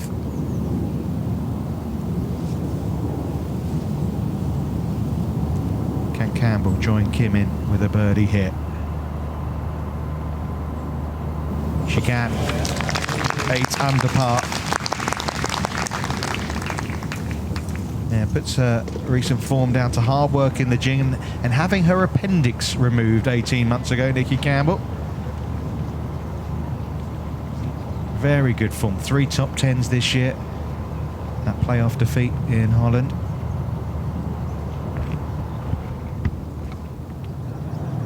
Masson for birdie. Well, what a disappointing end, really. Drop shot at 17, the par at 18, but it's an excellent round today, isn't it? A 66. I mean, it's incredible. She had 3 double bogeys yesterday and she's still in contention. I mean, exactly. I mean, you don't call it moving day for no reason. She's shot 66. She's right up there. And it looks like she'll be in the second to last group. She's got her boyfriend Jason caddying for her, and that's been working well. She's happy, of course. Germany in the World Cup semi-final. You're based in Germany, aren't you? Exactly. Yeah, she's absolutely thrilled. Caroline is a huge football fan. I know, yeah. And she always likes her tea times to be so that she can watch the football. She wasn't happy yesterday. She had an after. No wonder she had 3 double bogeys. I know. I think she was wanting to know about the scores, but she was able to watch the second half.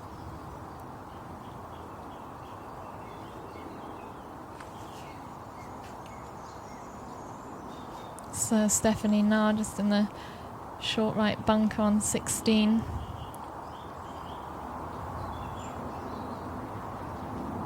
Yeah, 1 under for today, Stephanie. Another of the Aussies up there. Well, the crowds, of course, have gathered here for this group because In Kyung Kim and Leanne Pace and Nikki Campbell are really producing the fireworks, aren't they? It's a fair walk, isn't it, between the 15th green, 16th tee? Yeah, it's quite a long walk, but it's quite nice so you can just gather your thoughts for the last 3 holes because they require your full attention. Yeah, this 16th, playing one of the hardest holes on the course the first couple of days. Why has it proved so tough?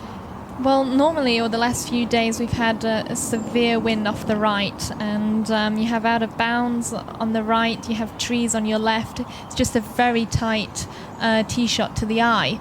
Even though once you're down there, it looks quite open, but from the tee, it is very narrow, and there's a lot of things you can do, to go wrong. Yardage-wise, it's not one of the longest holes, but the tee shot is key here. Once you're on the fairway, it's no problem at all, especially with today's pin is only 6 on from the front. So once you're on the fairway, it is a birdieable hole.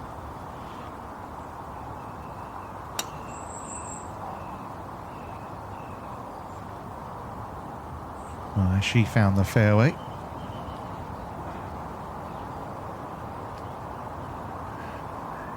Not too sure. Is that a ball there just on the left-hand side off for a little break? In Kyung Kim, 8 birdies today, 7 pars.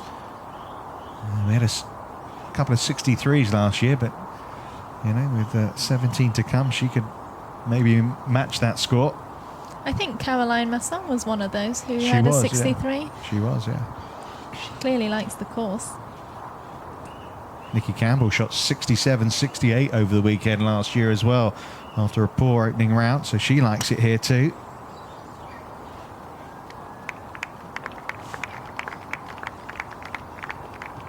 That one definitely on the short grass. The water doesn't come into play, but if you do hit a poor tee shot, there's water cuts across the fairway in 2 different sections. If you do hit a poor tee shot, suddenly you do get worried that if your lie's not great, it might come into play. Yeah, exactly. I mean, the first lot of water doesn't come into play at all for us, but the second lot, obviously, if you're to the left and you're blocked out by the trees and you need to lay up because you can't run it all the way to the green, then definitely you need to lay up. But once you hit the fairway, it doesn't come into play at all.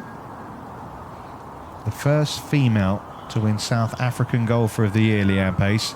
She has quite a bit of competition, doesn't she, with those... oh, my goodness.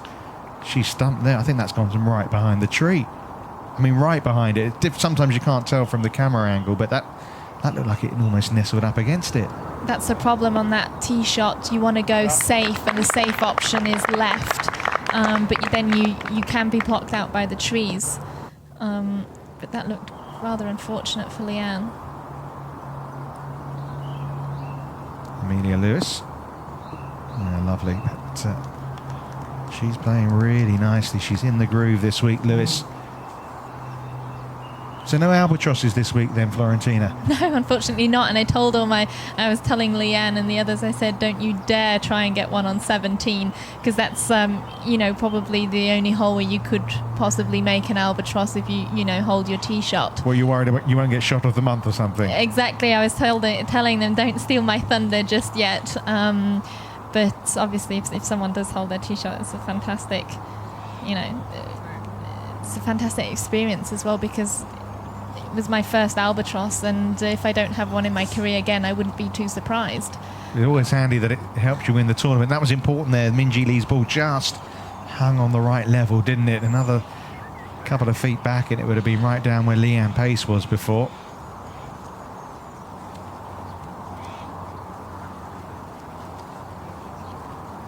Well, just the one birdie so far today for Sarah Kemp, but a chance to double that. It's hard to get in the mindset, isn't it, that, you know, she's got this putt to get to 8 under par. She started the day 3 shots in the lead. Now she gets it, she's 5 shots back, but she is still in contention, despite the fact that she hasn't had the day that she wants. Yes, I mean, she's obviously not in the situation she wanted to be when she started the round. But, you know, once she's finished this round, she has to think about her 67 and 68 that she had in the first 2 days. And tomorrow she's got nothing to lose and just go for it. You know, it is very different when you lead a tournament to when you're second. You do feel a different pressure. Urban, that triple bogey at the third, and it's been pars all the way since then, but she has a birdie at last, her first since the second hole, another of the par 5s on this course. And we didn't see the first putt from Borden, but I assume that's where it finished, so this should be a chance for her to make a birdie as well. This would only be her second birdie of the day. But it gets her back to where she started at 6 under. And there's a big incentive here. She hasn't got her full Ladies European Tour playing rights. Now, you see, it's not as close as the camera angle made it. Now, it's a risky one, this, isn't it? It looks like she does have a clear shot to the green, but she's just going to have to be very careful on her follow-through that she doesn't hit the tree and hurt herself. Because the backswing looks fine.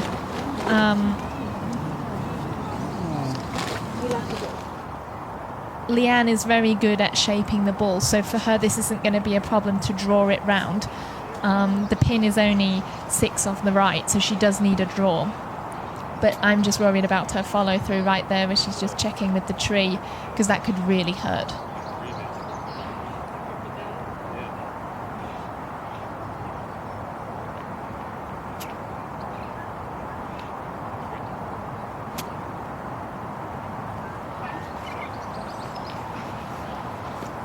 What's now key is that she actually trusts the shot she's going to hit and commits to it, because it's not going to affect the ball whatever happens afterwards. It's just going to, she just has to be very careful but also commit to the shot.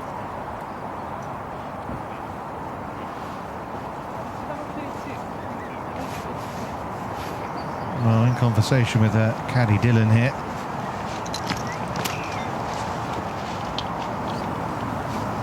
I mean, she's fortunate, given where that ball was heading, that she has got a shot at all.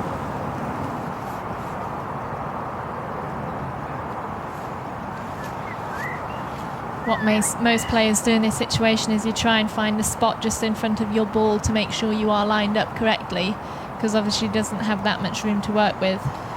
She's not liking her aiming right now. Well, you can understand her being a little nervous, as you say. It's not just about executing the shot, it's making sure that there's no injury after you have hit it. You can see she's gripped down on this club just to make sure her club is shorter when she follows through, which will give her more room to work with. That needs to draw. Well, they're applauding, but I'm afraid it's wet. And Leanne Pace is supercharged up the leaderboard. Has just got onto a slippery slope.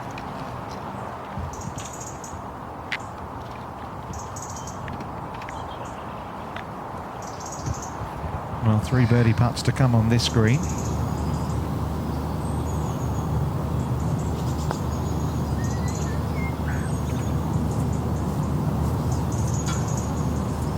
And you'd expect her to be In Kyung Kim's closest challenger now, Minjee Lee, given the fact that Leanne Pace looks as if she's going to step away from being 9 under. And here is the leader. Will that tree come into play at all, do you think? She looks quite far back, and she's actually drawing it round that tree.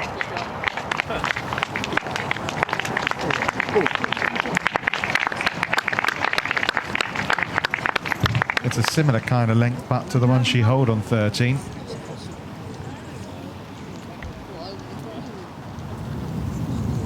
Sarah for birdie.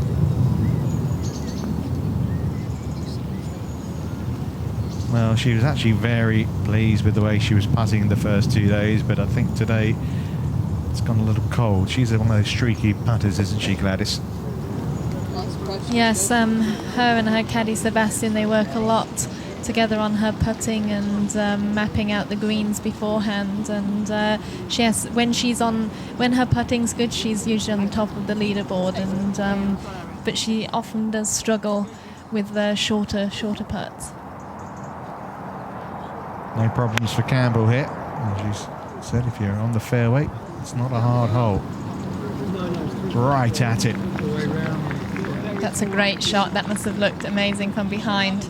And it's very aggressive as well. You know, she's gone for the pin. She's gone behind the pin. She's left herself a slightly downhill putt. But she's also playing with Leanne, and she's just seen, okay, she's going to at least drop one shot. If she does make a birdie, that's at least a 2-shot swing right there as well.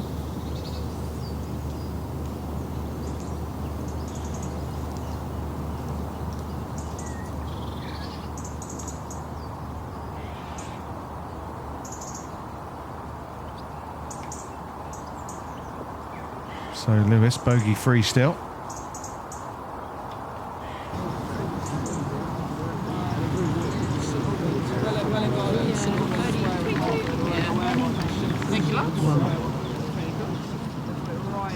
Well, she's just looking to see where the ball is. I think she can see it. And this was the shot that Leanne made. She just didn't get any turn on it, did she? No, I think she started it exactly where she wanted, or where she was able to. It just didn't turn.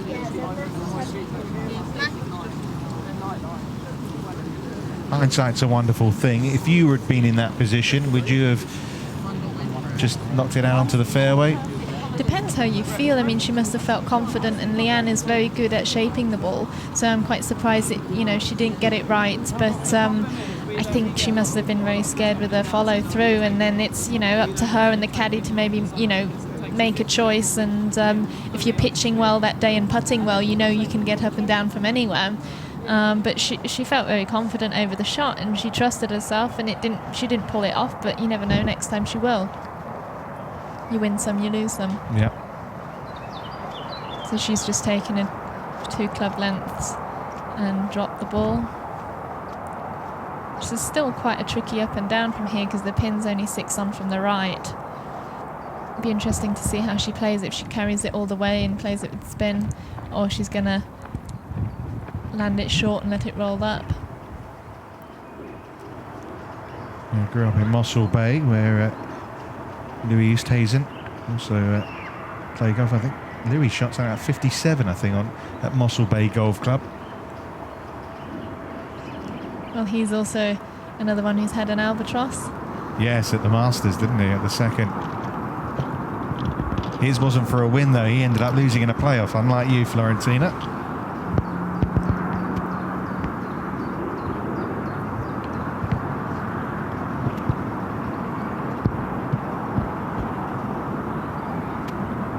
Yeah, it's about damage limitation now here for Leanne Pace.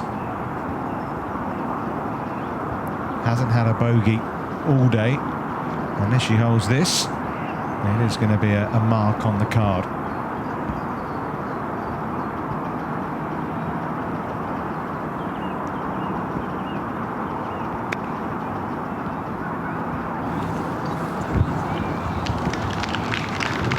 Pretty good.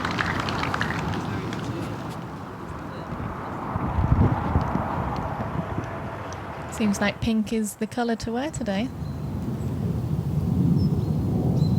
The overnight leader, Sarah Kemp, at 15.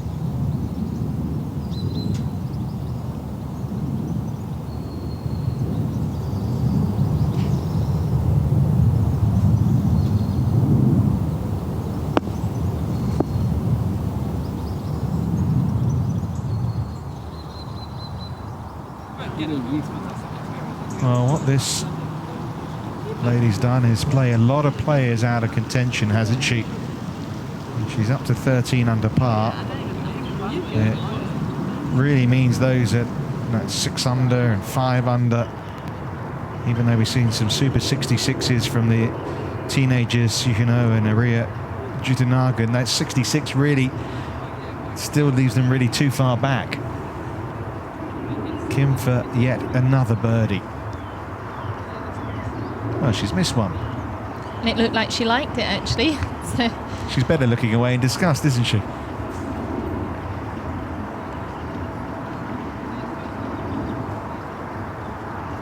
she has Gerald caddying for her this week, who often caddies for Laura. Yeah, he's had these ups and downs, hasn't he, Gerald? He's suffered with cancer. And do you know what? I don't know if you can see Gerald there. We'll come back to him in a moment. Apparently on Wednesday in the Pro-Am, one of the amateurs hit him and broke his nose. So he'd had a horrible start to the week, but it looks like it might end well. Exactly.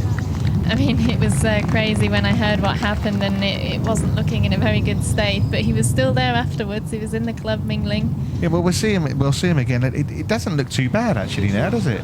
No, it looked very sore when I saw him on Wednesday, but it looks like it's improved a lot. And I mean, he's a fighter. Oh yeah, he's come through a couple of cancers, hasn't he? He's in remission right now, and thankfully, hopefully, that stays the case.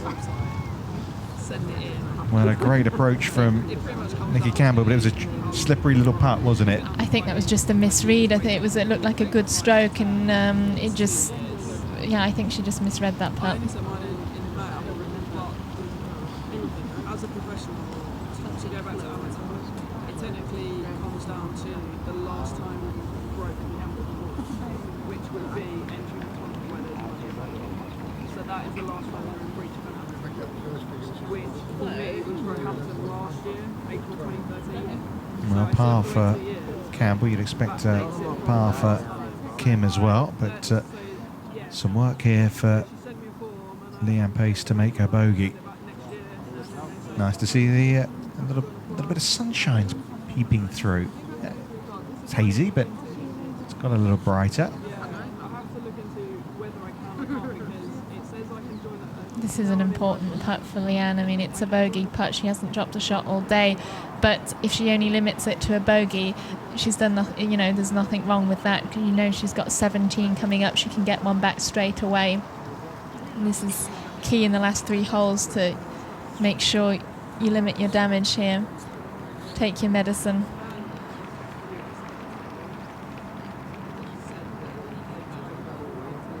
Yeah, excellent. Up and down from Leanne Pace. She also didn't like it. I think she was doing a Kim there. It's the way to do it today, isn't it? Hate your putt, watch it drop. I saw them laughing. We did see a little shot there of Gerald. He seems in good spirits despite his broken nose. And that's because he's caddying for this lady. Obviously not her usual caddy. But the world number 24 continues to take charge of this ISPS HANDA Ladies European Masters, the flagship event on the Ladies European Tour. And with an exemplary round of golf, In Kyung Kim has really stamped her influence, played a few players out of contention, and holds a 4-shot lead over the 18-year-old who is the world #1 amateur, Min Ji Lee. Caroline Masson with a round of 66. Good effort as well from another of the Australians up there, Sarah Jane Smith. But it's IK Kim in control.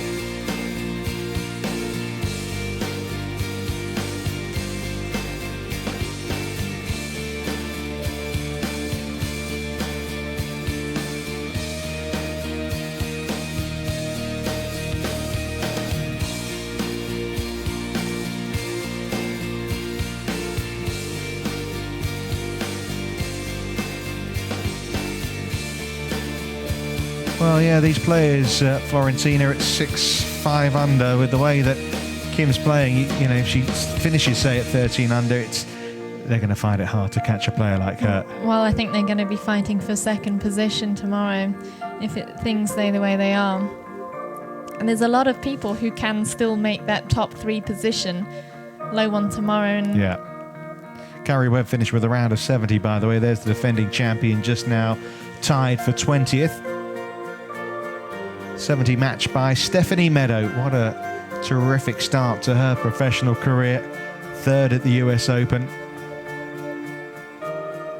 It's a fantastic story as well. She was a reserve when she got there, and she you know, someone pulled out, she got in and finishes tied third. Excellent way to start. Check for $250,000. Thank you very much. So it's our first look at the 17th, and as you say, Florentina, there are options here for the players. Exactly. I mean, there's no wind right now. The tee is 3 yards further forward, but it looks like she's laying up. The layup is just as tricky as going for it, basically. It's a very tight fairway, water left, bunkers right.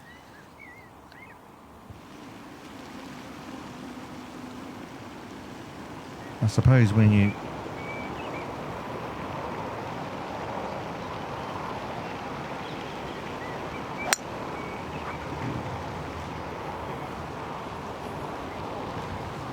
you've got a 4-shot lead, you know, take anything silly out of the equation. But as you say, she has just missed the fairway, and it's not the most simple of approach shots she's got left. No, and it looks like she just landed in a divot there. I'm not sure if I saw that correctly, but the way where the pin is today is also not easy coming in from that angle. You have a bunker behind you, you have the water in front, and but it depends whatever you feel comfortable with. I don't know how she's played the hole the first 2 days. Has she changed her strategy or not? Is she in between clubs? Some people are in between driver and a 3-wood. Nikki Campbell's going down the right-hand side as well. With a driver as well. Yeah. I'm not quite sure where this one's going.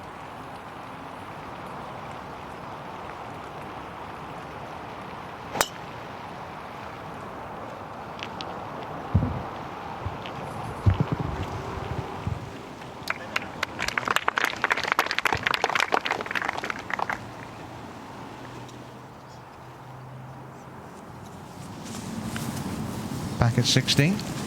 It's Minjee Lee, second on her own now.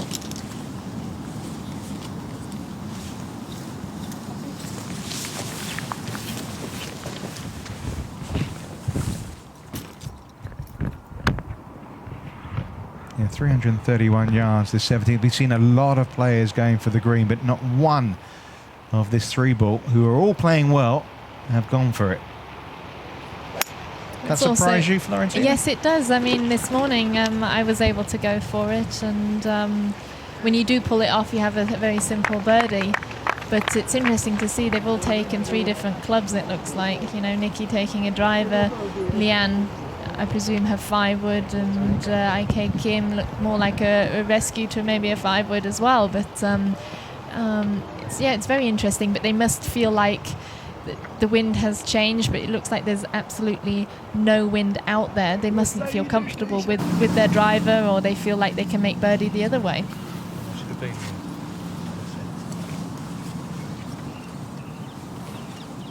Well, 3 pretty good shots there.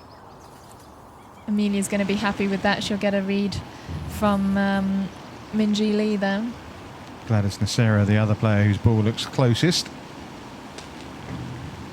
Well, the biggest surprise really this season is that In-Kyung Kim hasn't had a top 10. I actually, when I spoke to her the other day, you know, I brought that up. It's not necessarily the brightest thing to do to a golfer, to point out that they haven't had a top 10. And she was very, very phlegmatic about it. She said, well, you know, I took the winter off, so I came back a little rusty, you know. So I said, for you then, does it feel like the season's like beginning now? And she said, yeah, you know, I feel like I'm coming to my peak. She seems very chilled and relaxed as a person, and she's looking very comfortable now, isn't she, with that 4-shot lead?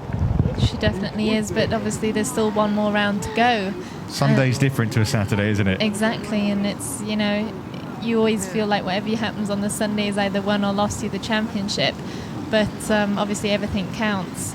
It's just a different day. It depends how you wake up, how you feel, what the weather's doing, what the wind's like. Well, the scores are getting better every day. 71-68 for In-Kyung Kim day 1 and 2. A possible 63-64 today, he feels there.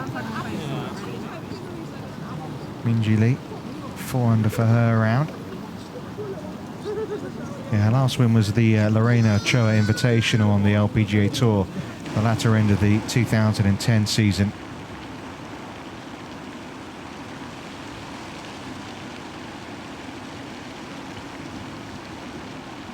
This is a great viewing hole for spectators. They're usually crowded around this green and watching all the different approaches to this 17th green.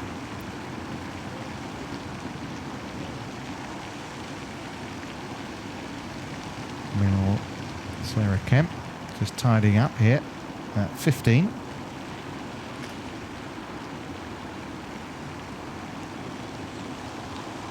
Well, 1 over for the day.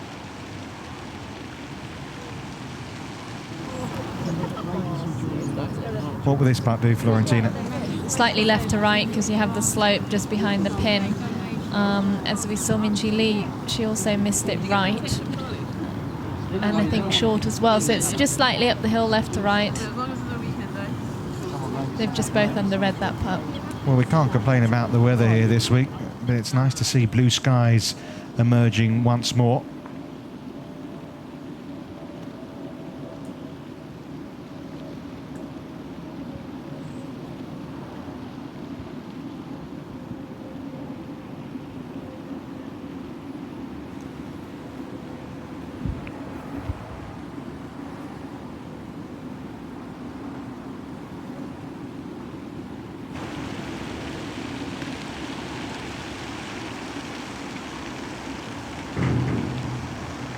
Oh, fantastic. Yeah, when players are playing at the top of their form, they just make everything look so easy, don't they? And it does, it feels easy. When you're playing well, you can't understand people struggling. It's the easiest game ever. But when it turns slightly the other way, it's very tricky to get out of that position.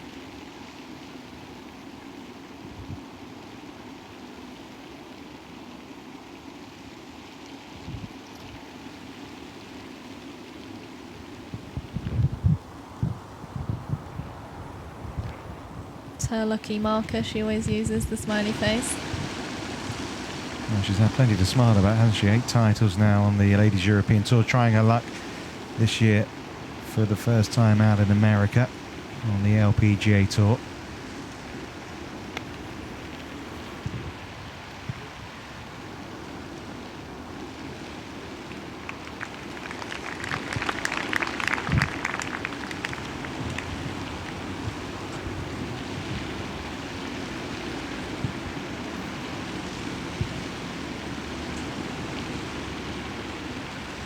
It's a very exciting hole, although the way these 3 players have played it, it's made it a little less interesting from a spectator's point of view, but they're probably all going to have birdie putts to come.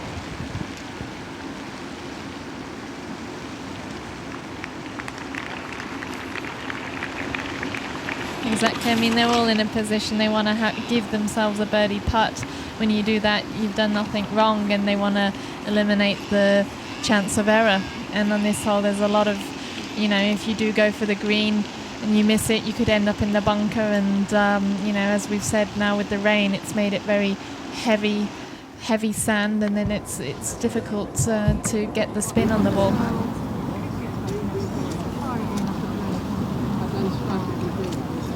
Minjee Lee stays 4 behind.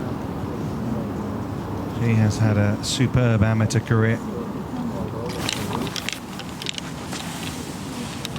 She's one of those that has been part of the Carrie Webb Scholarship Series. So Carrie's taken her under her wing when she was at the US Open a few weeks ago. She took her into the Champions Room, and she's had a terrific grounding, hasn't she? Led by someone like Carrie, of course, a winner here, but 7 times a major winner. I don't think so. I think it could if it was on the perfect line over that orange thing. It's great when you have a mentor on tour, and especially one like Carrie Webb. I'm actually the big sister to Amy Boulden on the Ladies European Tour.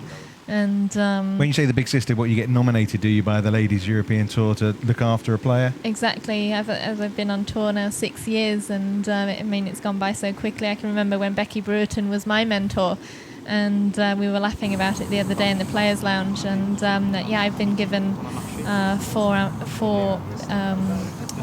players this year to look after rookies. Well, Amy's had some help as well. She works or trains at the Robert Rock Academy, doesn't she? And she's used those facilities, and I think it's an excellent what Robert Rock's doing. He's used his know-how from obviously the years that he's been playing on the European Tour. And I think Kelsey MacDonald is another of the up-and-coming young British players that he has there in the base in the Midlands.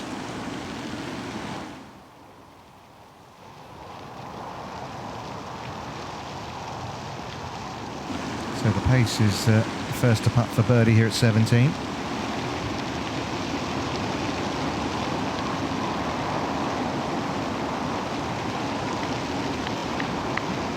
Thinking Kim might have learnt a little from that. Definitely. I mean, it's going to be a right to left putt and up the hill as well, so she can give it another go. But also, when you keep giving yourself 15 feet for birdie, eventually one will drop as well, and she's putting well, as we've seen, so she's going to fancy that next putt. Yeah, just the 5 birdies so far on the back 9. Not too shabby.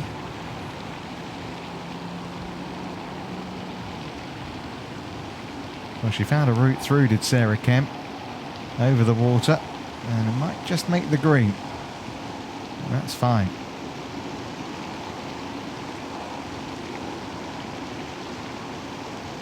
Campbell coming down the slope.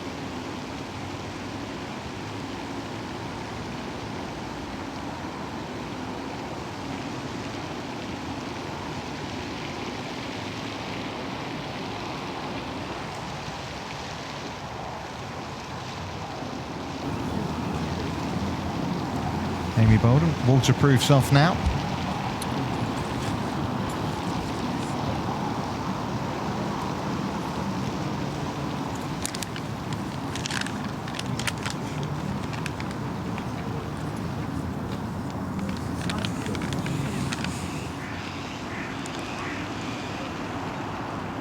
Well, IK Kim has established a very healthy lead.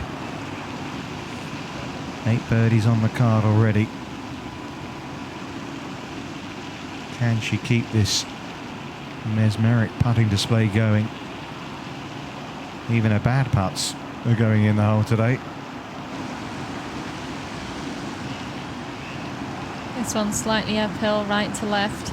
She can give it a good go. Well, it's a masterclass display from IK Kim. 5 shots the lead. 9th birdie of the day coming at 17. She's going to be looking at a 29 if she birdies the last. It's been a fantastic display from a wonderful player.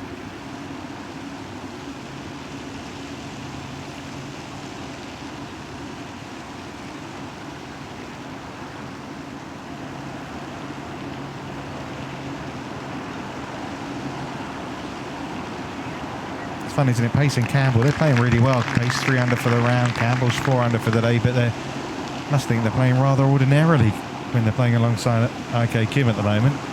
But I tell you what, it's always really nice playing with people who are playing well, because you do feed off them and it does lift you. And I bet they're really enjoying the round and seeing great golf as well.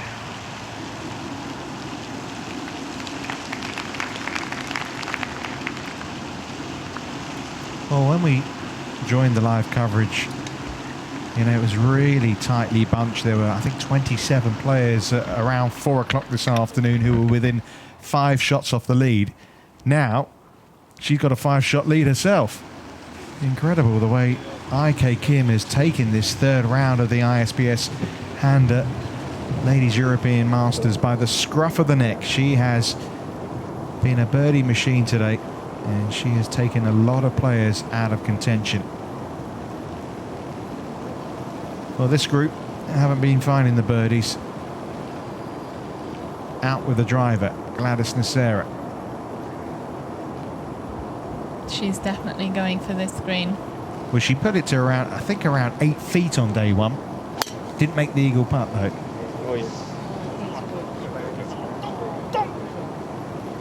Yeah. Not quite 8 feet today, but not too far outside. Well, maybe off the slope. That's an excellent shot. She's wanting it to get down that slope and get even nearer. I mean, she's right back in for second place if she taps that one in for eagle, as I think people are now playing for second place. Will only leave her 2 behind Minjee Lee. Do you really think that, given the way IK Kim's playing, even though she hasn't won for 4 years, you think it's done and dusted? Well, obviously there's still 19 holes left. Exactly. Depends what the weather does tomorrow, doesn't it, really? I think the forecast is quite good for tomorrow. No? Not sure. I'm not too sure. I've heard there may be the odd bit of dodgy weather coming, but I never listen to weather forecasters. Amelia Lewis has gone. Oh, she's avoided the water. I think she thought that was going wet. That's exactly where I was this morning. It's, you know, when it's in the air and you can see it drifting off slightly to the right, you're just praying for it to get over that water. But now she has a very simple chip. Well, there's no holding back for Minji Lee, the tempestuousness of youth, I suppose. But it's interesting to see, though, the group in front, they all opted to lay up, and these girls are all going for it. I think sometimes it can influence you what your playing partners are doing.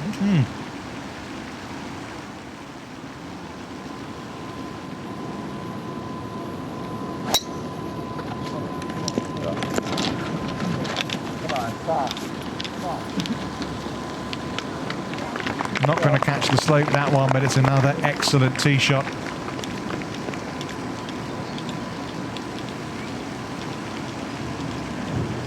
Well, she's enjoying it. Good to see. So she should do.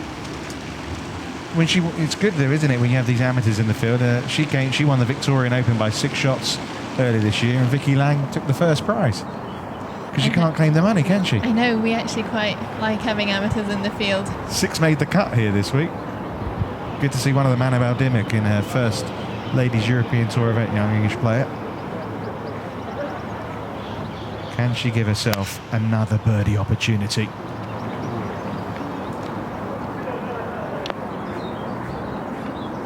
She was asking it to go, wasn't she? It's on the wrong level. There's just a little ridge up just in front of her ball there, so she's going to have an uphill putt. Well, Florentina, been a pleasure having you alongside us here for this third round of the Ladies European Masters. And while you've been on air, of course, it's been the IK Kim show. 9 birdies, 2 putts on the 18th will bring her a round of 63. By far the best this week. Look at that scorecard. Absolutely sensational. Minji Lee going well, but she's 5 shots adrift.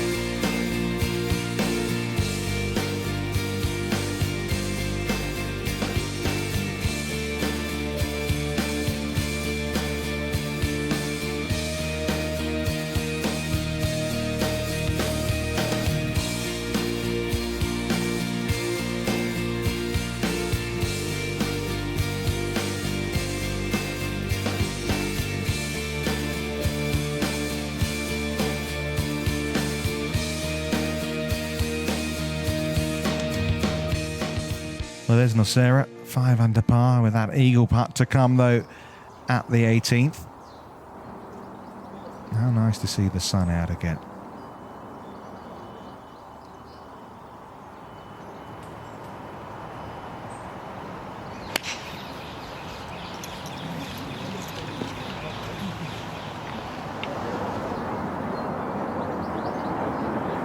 Also on the wrong level.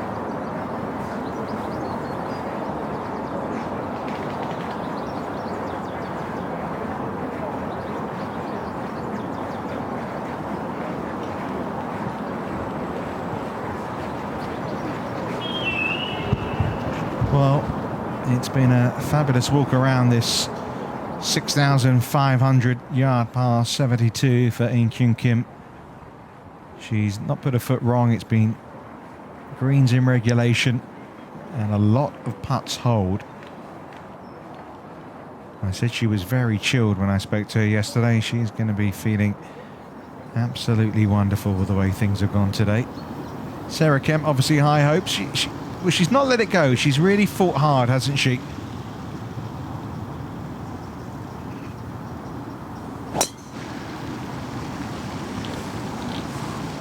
Just missed the water, Amelia Lewis.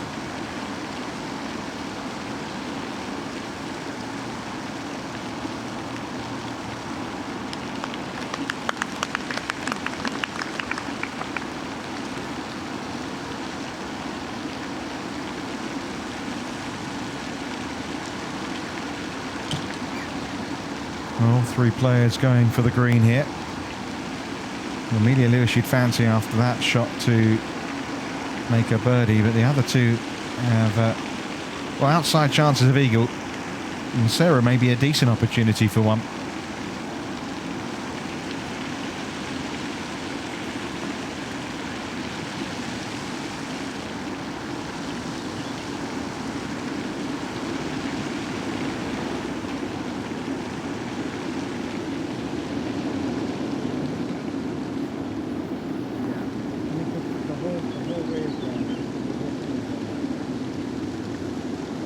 So the question is, really, heading into tomorrow's final round, can anyone catch In Kyung Kim? How big is her lead going to be? Florentina Parker, who will be in that fourth round tomorrow, has gone off to do some preparation for it. Lee Goodall back inside the commentary box alongside me. Lee, it's been incredible the way things have changed over the last couple of hours, from being tight, congested. Suddenly there's a big gulf at the top of the leaderboard. Yeah, I've been enjoying the action on the monitors over the last hour or so while Florrie's been in the hot seat. It's been impressive, hasn't it? Mighty impressive. Minji Lee is the closest challenger for In Kyung Kim, and well, not certain of a birdie here, but a chance at least to close the gap to 4. Florentina was suggesting that she feels, I suppose, given the caliber of player that Kim is, that it's going to be really tough for anyone to catch her. It's looking that way, isn't it? I think the players behind Kim on the leaderboard have got to hope for some sort of disastrous day for the leader, and for one of those guys to catch fire early on. They've got to start strongly tomorrow. That's key. Well, listen, Kim's got 2 putts for a 63. Masson shot a 63 here last year. You know, you've got some good players there. Leanne Pace, Minji Lee. I know she's only an amateur, but she is a classy performer. This, though, is for eagle for Nasera. Yeah, heck of a tee shot this, wasn't it?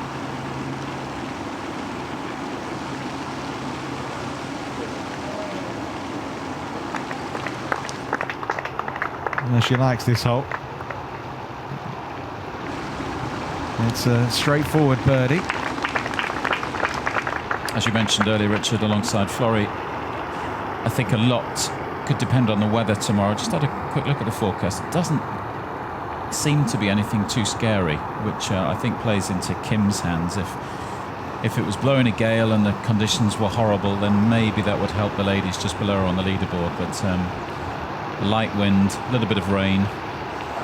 Yeah, and she doesn't mind leading. I mean, she was leading at the halfway stage at the Dubai Ladies Masters when she won her only Ladies European Tour event. She shot a 65 in the final round, just strode away from the rest of the field. So she isn't uncomfortable being on top.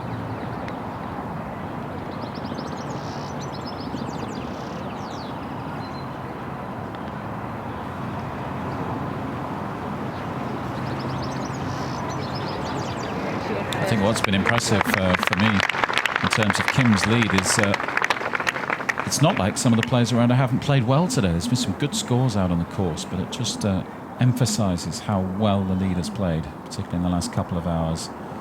Oh, well done, Amelia Lewis. Heart would have been in her mouth when she hit that tee shot, flirted with the water. She walks off with a 3. She went with the risk, got the reward. Well, we should say this is for a round of 62, really. Given the way she's putted today, anything's possible.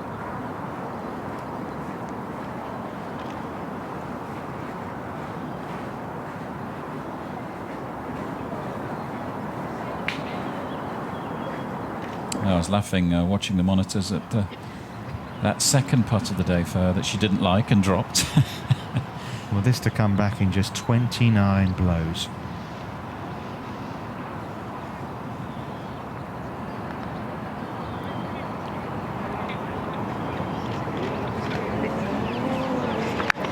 Well, what a magnificent putt, and what's been a wonderful performance from IK Kim.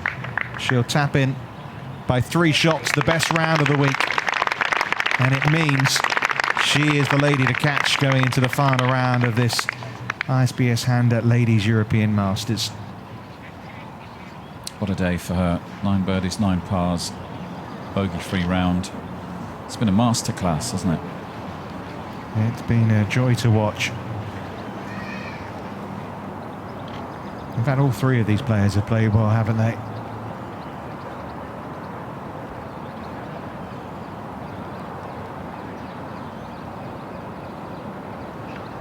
Clubhouse just beyond the players. Wonderful clubhouse here at the Buckinghamshire Golf Club.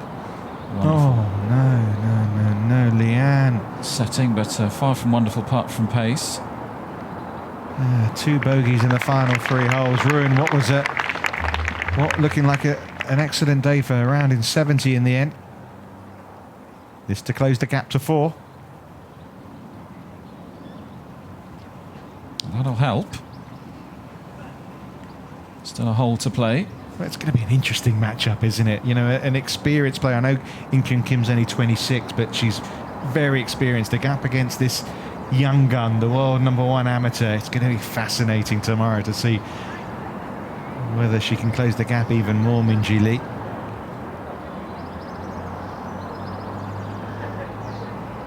And what a good season it's turning out to be for Nikki Campbell. Matching her score yesterday of 68.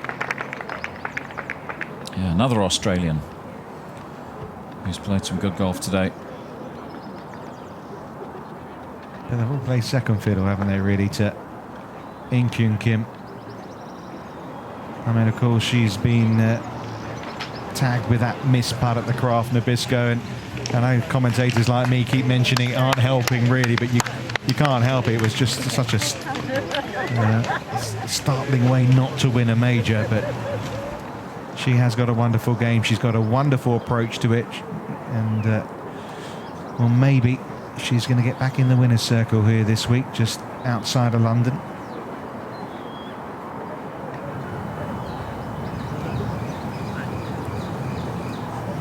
This the penultimate group of Nasera, Min-Ji Lee and Amelia Lewis. Nasera making her birdie as well. Finishing in some decent conditions here in Buckinghamshire. These last couple of groups have had a bit of everything today. Windy and wet earlier on.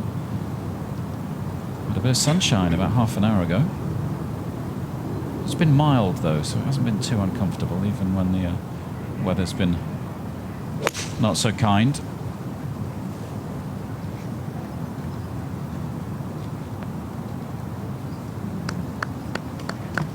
Yeah, the pin was at the back yesterday, and because the conditions were fast and fiery, sort of a lot of bogeys, the double bogey as well. I know it's at the back and it's not easy, but it's a lot more comfortable for the players than it was yesterday, firing at this flag. It's 170 yards to the flag from where they're teeing off today. It's the longest of the par threes.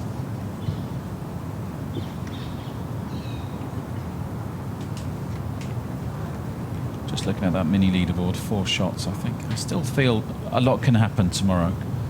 I think we should be careful about handing Kim the title just yet. Well, that's why I was surprised, actually, hearing Florentina say that she did think it was done and dusted. I think we've all watched enough golf tournaments, though 4 shots going over the last half a dozen holes can sometimes not be enough. That's going to trickle down onto the wrong level, unfortunately, for Amelia Lewis. I think you're good. I mean, here's the case in point. Look at Sarah Kemp's lead at the start of the day, 3-shot lead. I know without any disrespect to Sarah, talking about perhaps a different calibre of player at the top of the leaderboard, or certainly a player with more experience of winning big tournaments, challenging in big tournaments, but Kemp had a 3-shot lead at the start of the day. Look how quickly she's dropped down the leaderboard today. Well, here is the closest challenger to Kim.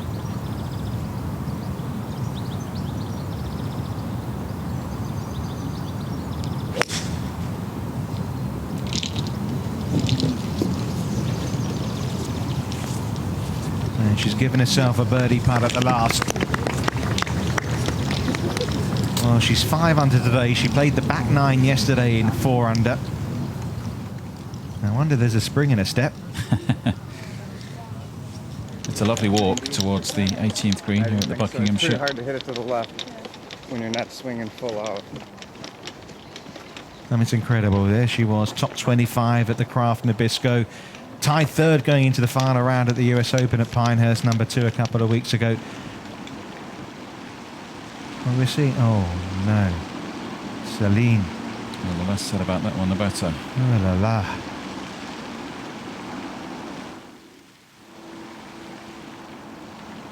Just needs to take a moment here.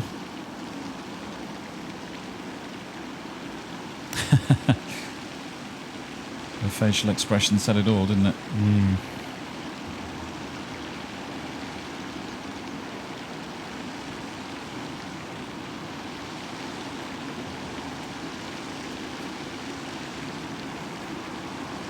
Well, I'm not too sure what our coach Vicente Ballesteros would have made of that one.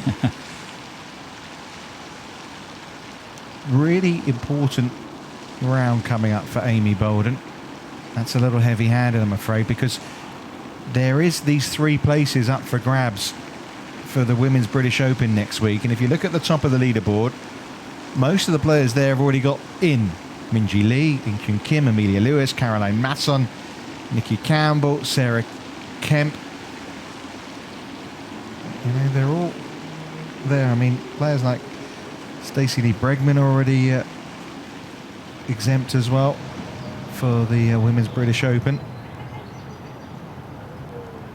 So even though she hasn't really made much progress today, she has in terms of qualification for that. Yeah, it's easy to forget about that element of the weekend, isn't it? Some of these players playing have different motivations. As you say, big day for Bolden tomorrow. Airband's another one who hasn't yet qualified for Birkdale.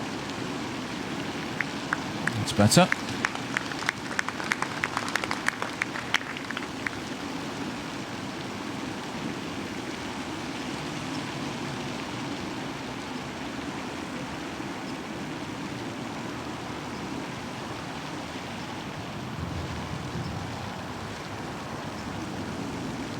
They're worth mentioning 1 or 2 other scores that have finished. Sally Watson, the leading rookie from Scotland, a round of 69 from her. Stacey Lee Bregman, South African, in with a 68. They're both at 7 under par.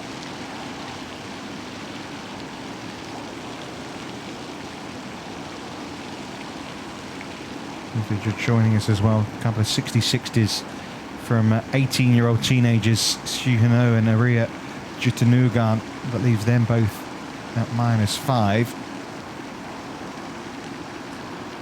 All the 18-year-olds going well today. Of course, Minjee Lee has a putt for a 66 as well. Yeah, seems to be the magic number, doesn't it? Not quite enough from Bolden.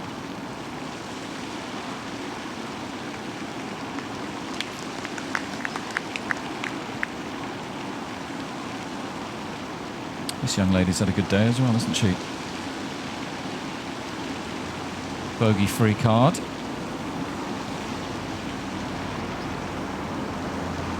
And at the moment, looks like she'll be in the final group tomorrow.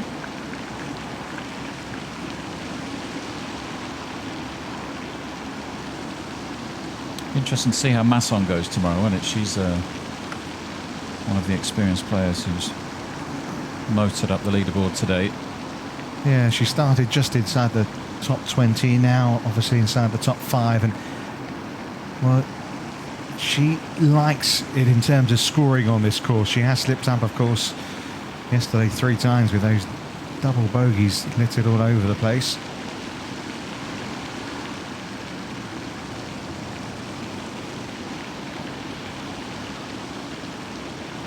So yeah, Band slips back to 4 under.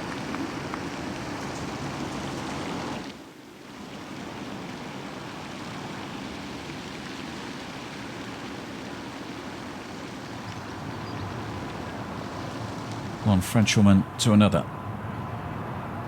Up on the 18th green, Gladys Nocera.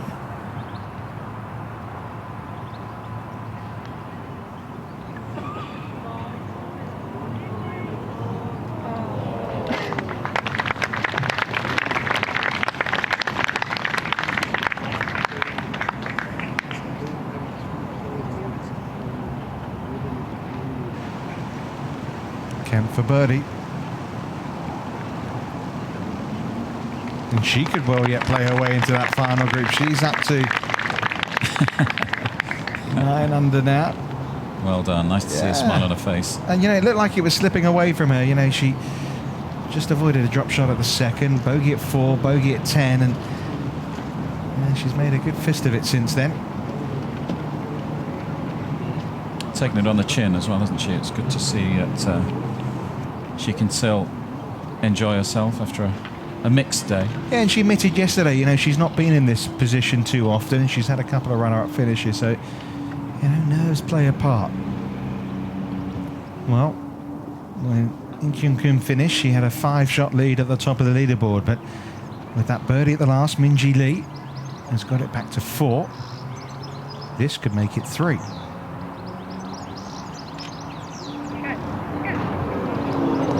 Oh, she gave it a good roll, didn't she?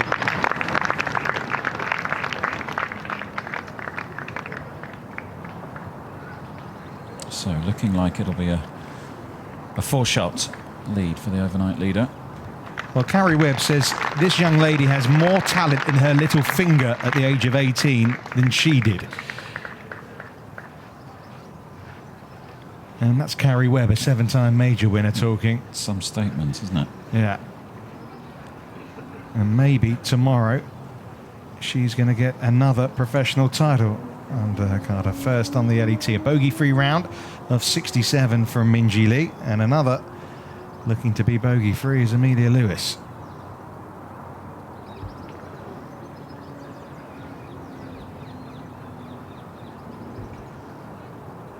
Yes, well played. Nice way to finish. Air hugs all round. 9 under for the tournament, so 5 off the lead, Lewis. Leading American. The final group then are on the 18th tee. 2 down there at the tee, so no one here, so that's ideal. Well, it's not that unusual to have a par 3 closing hole. St. Nom La Pratèche in France that used to host the Trophy Longcombe. Remember, that's a par 3 closing hole. Of course, the members play it the other way round here at the Buckinghamshire, don't they? So this normally the 9th.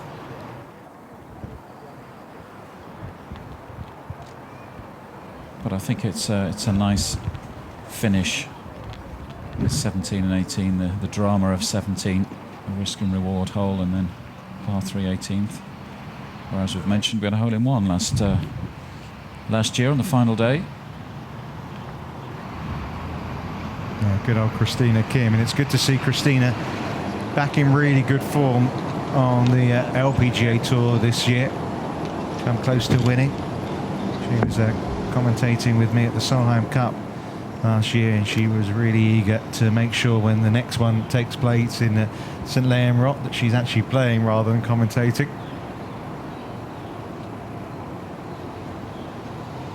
Be nice to see Sarah finish with a birdie, wouldn't it? She's had Well, I've been impressed with the way she's fought through her difficulties.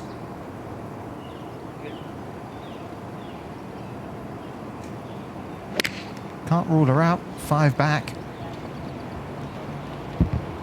Although that is not going to get on the right level.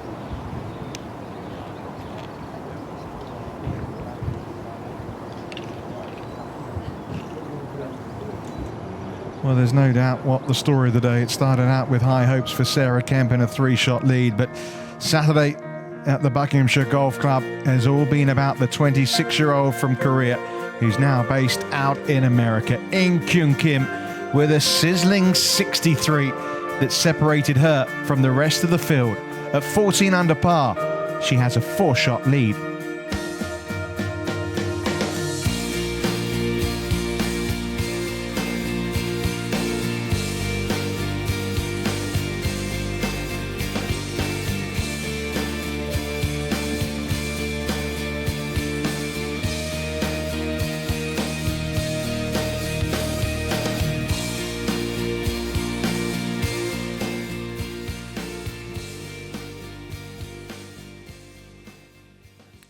Well, a couple of days ago, on Wednesday, before the tournament got underway, we had the Water Skimming World Cup. Welcome to the Water Skimming World Cup. Victoria Lovelady, the Brazilian golfer, our host. England in the semi-final, taking on Germany. I remember a semi-final, England-Germany. Don't remember it too fondly, and it didn't end too well for England in this one either. No prizes for guessing the outcome. Charlie Hull and Laura Davis unable to find the back of the net, whereas Anke Lindner, bang. Yeah, we've seen that a few times, haven't we? 1-0. America against France in the second semi-final. Cheyenne Woods alongside Katie Burnett.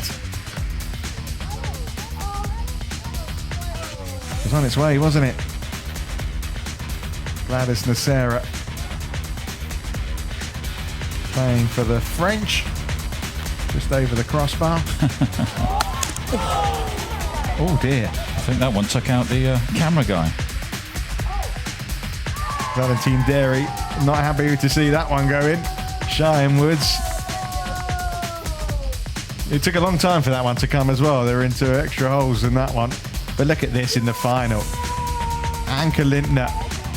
Once, twice, 3 and easy. It was a masterclass display of water skimming.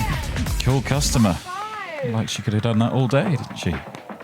Well, Masson knocked one in as well. A very good try, but not quite good enough. There you go. Here's Caroline Masson putting it in the back of the net too.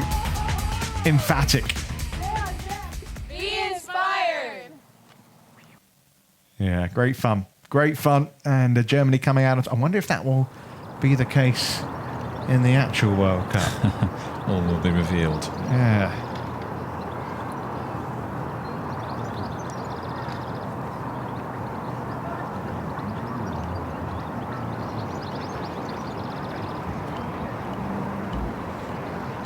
We're coming towards the end of play here in round 3.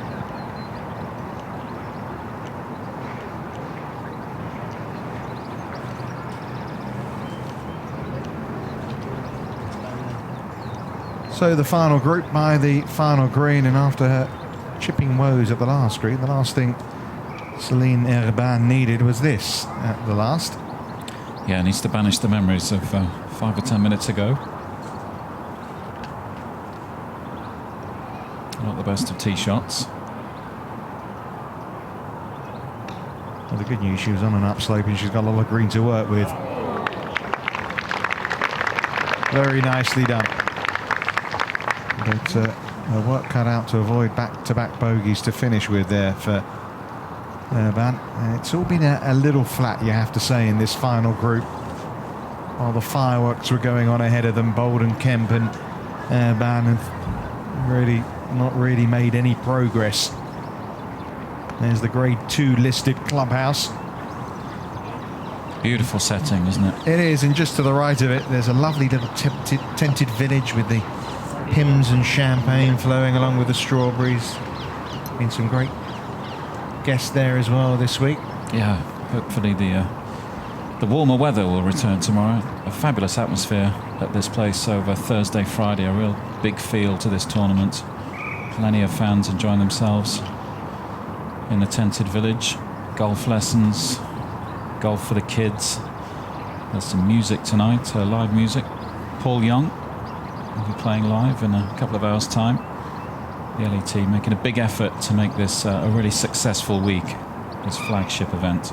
They've done a great job. Up and over the slope for Sarah Kemp.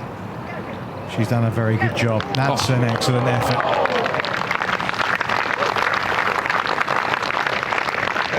Well, it's not been the sparkles that she showed in rounds 1 and 2 when she went 67-68 to open up a 3-shot lead. And yes, she might be 5 shots behind Inkyun Kim, but she's fought hard today, has Sarah Kemp. Yeah, and she's done it with a smile on her face. That's what I've liked, even through the ups and downs. One of the most popular characters on the tour, Sarah. Love her personality. She'll have hopes that it still could be her day. That's turning Good. double breaker from Amy Bolden.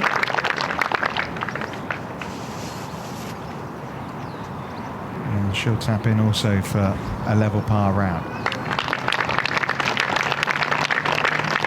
Well, great incentive for Amy, obviously. She's not got her full status on the Ladies European Tour. She's got that Women's British Open spot to go for as well, so a lot to play for in the final round tomorrow for the young Welsh girl.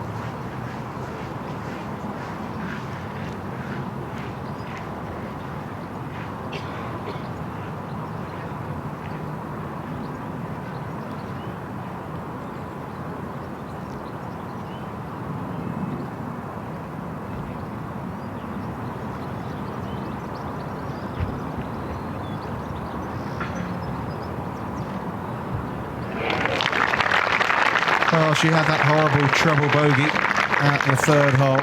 Not really been able to recover from that, Celine Erban, and back at 4 under par now after a round of 74 today. Still inside the top 20 though, isn't she? Perhaps a decent round tomorrow from her bank and nick a top 10 finish. But it's a case of everyone playing second fiddle to In Kyung Kim today, isn't it? It's going to be a fascinating final group with, you know, the young amateur playing alongside the experience of In Kyung Kim. Amy Bolden getting ready to sign a few autographs for the youngsters here. Yeah, great to see. Getting a glove as well. How nice is that? It's good to see so many kids on site this week. Well, she doesn't. It's not too long ago she was that age, was it really? Make sure you get there. She's a terrific player. I mean, how talented a team did Great Britain and Ireland have in that Curtis Cup side with Holly Clyburn, Charlie Hull, Stephanie Meadow, Amy Bolden was part of that team, and there's others as well that have obviously yet to make their mark. But British golf, if you like, has got a very good youth programme. I know the Ladies European Tour are keen for that to blossom elsewhere outside of these isles as well. Yeah, and all of them are starting to blossom now, aren't they? To produce on the big stages. Talking of stages, I think that's where Paul Young will be performing in a couple of hours' time at stage in the tented village for the fans. So the third round at the ISPS HANDA Ladies European Masters has been completed, and what a fabulous day it's been here in the English countryside. We have been treated to a display of terrific shot making and excellent putting from In Kyung Kim. The world number 26 has put on a masterclass here that's meant many players' hopes of winning this flagship event of the Ladies European Tour have been put by the wayside. She has a 4-shot lead over the 18-year-old Korean-born Australian Min Ji Lee. A 67 from her today, and maybe a second professional title. It's going to be terrific to see her battling with Kim tomorrow. Amelia Lewis, well, she's been there all week, hasn't she, after an opening round of 68, which she matched today. Caroline Masson, well, a disappointing bogey at 17, but she really got it going today. And the Solheim Cup start can't be ruled out, albeit 6 shots adrift alongside Nikki Campbell. Sally Watson, the leading rookie, inside that top 10. Gladys Nacera, a multiple winner, 12 wins on tour. And there is Bolden now just outside the top 10. A couple of 18-year-olds there tied for 14th. And they put on some display today as well. Soo Hyun-oh, the amateur, the Thai pro, Aria Jutanagun. There's Charlie Hull. She's used to challenging the very top of the leaderboard, isn't she? Her breakthrough win this year coming in Morocco. She hasn't quite been able to get there when the defending champions putter just hasn't been hot enough. Kari Webb back with a round of 70 at -3. There's Stephanie Meadows talking about her. $250,000. That's a nice first paycheck. Her second paycheck looks like it might be decent as well. Inside the top 25, Holly Clyburn, second last week. A good 68 from her today, making a move up the leaderboard. Valentine Derry, our winner this season. Also a couple of under today.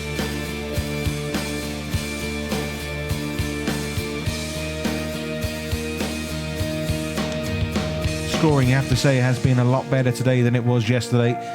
The windy conditions yesterday battered a few. Unfortunately, Rebecca Hudson, who was the leading English player going into this third round, slipped back with a 74. Sophie Gustafsson, good to see the 8-time Solheim Cup player up there with a 73 today. She's 1 over par. Pamela Pretzwell, not sure when she's getting married, but she got engaged last week.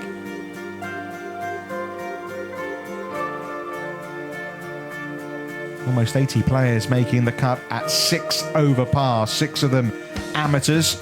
There's Laura Davis, a round of 72 from Laura. She had a very eventful day yesterday, had a couple of eagles in her round. Florentine Parker, who was alongside us in the commentary box today, a round of 72. Only had 4 birdies all week.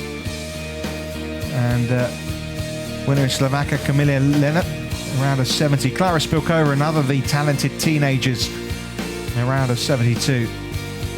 In that group at 3 over par. Yeah, I think Florentina made a good point, didn't she, that about the conditions this morning. She had the worst of them, certainly improved over the course of the day, and we expected one of the big players to make the most of those conditions, emerge from the pack. That's exactly what happened. Yeah, didn't she? In Kyung Kim, just to confirm, 4 shots her advantage after the third round here at the Buckinghamshire Golf Club. A wonderful performance. The autograph hunters still getting their value for money, aren't they? It's an intimate setting, isn't it? It's nice that the players come off that 18th green and straight into the fan zone, where the kids can get involved in the action, get a taste of professional golf in close quarters.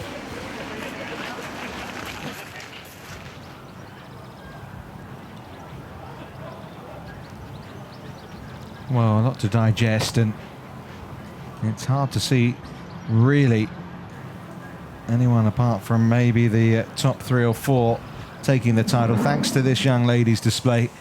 This was at the par 5 second, and this was setting up her first birdie of the day, Lee.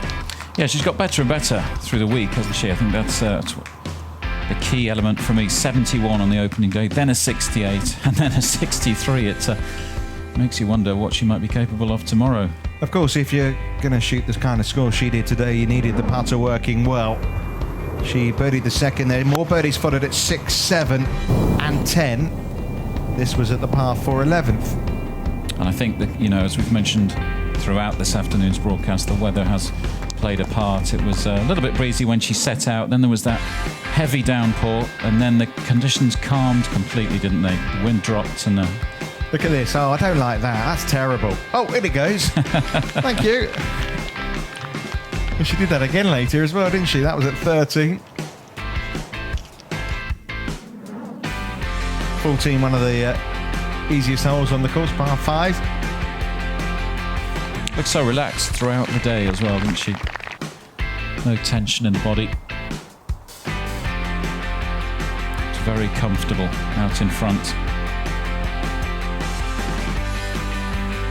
Yeah, another birdie for In Kyung Kim then at 14. That was her 7th of the day.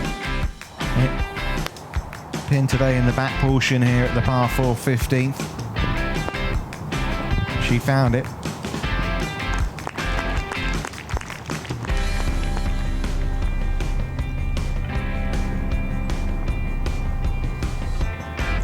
Didn't like that one either. It's only another birdie. And went risk-free at 17. This is when the sun came out briefly. Yeah, it paid off, didn't it? The conservative approach on 17, deciding not to go for the green over the water. We've seen a few players come unstuck, taking the more dangerous route. So birdie number 9 of the day coming at 17 for In Kyung Kim. It added up to a round of 63, and it was A wonderful performance from the Korean. I think we should hear from the leader, shouldn't we? In Kyung Kim has been talking with Edgar Morse. I don't know, it's just easier to put in there. It is. And go. Cruise up. How's your scouse? I don't know. Plus coming in, so that was fun. Totally bogey-free out there. Was it as close to flawless as you've been in recent times?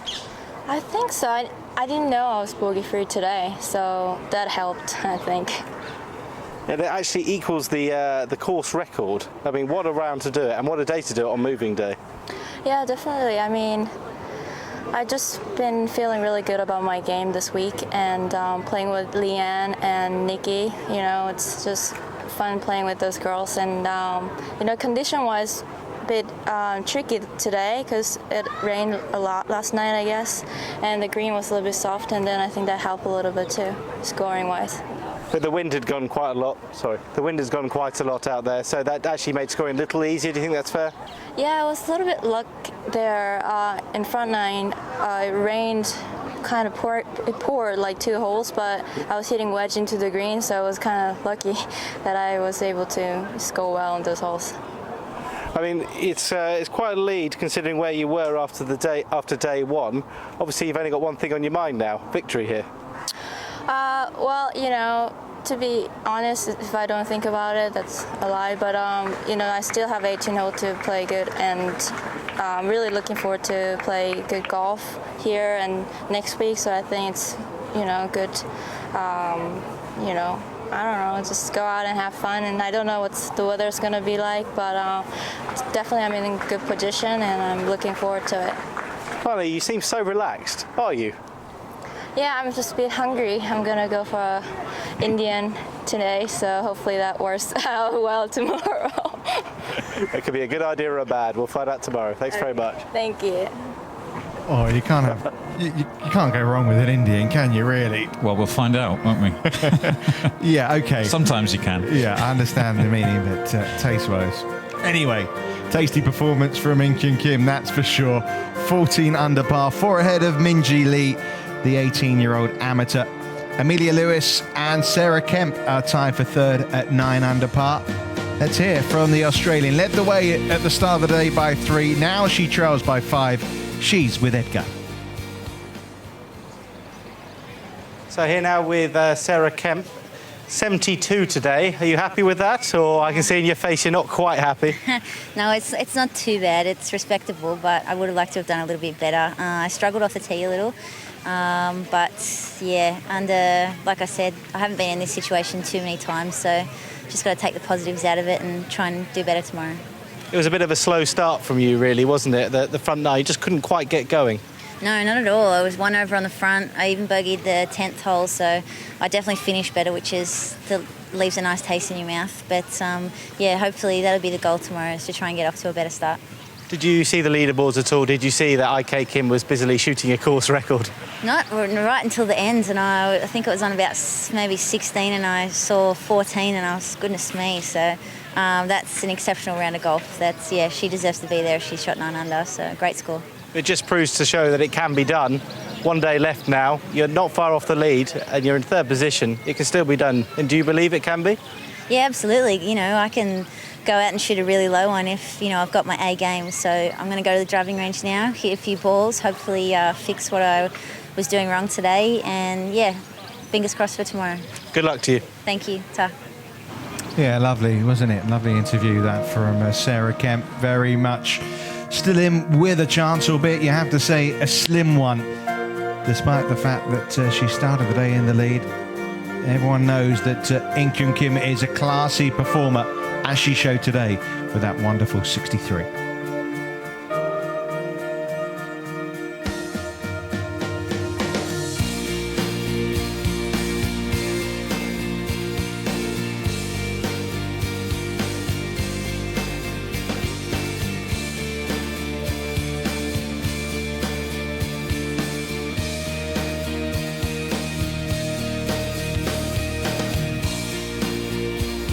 Well, there's no doubt about it. Kim in that star group there with Leanne Pace and Nikki Campbell.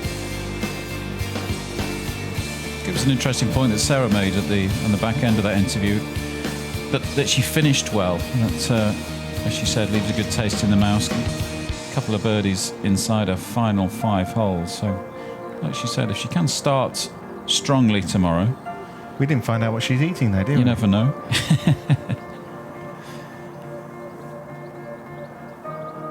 Georgia Hall, another of the young amateurs here this week with a round of 70.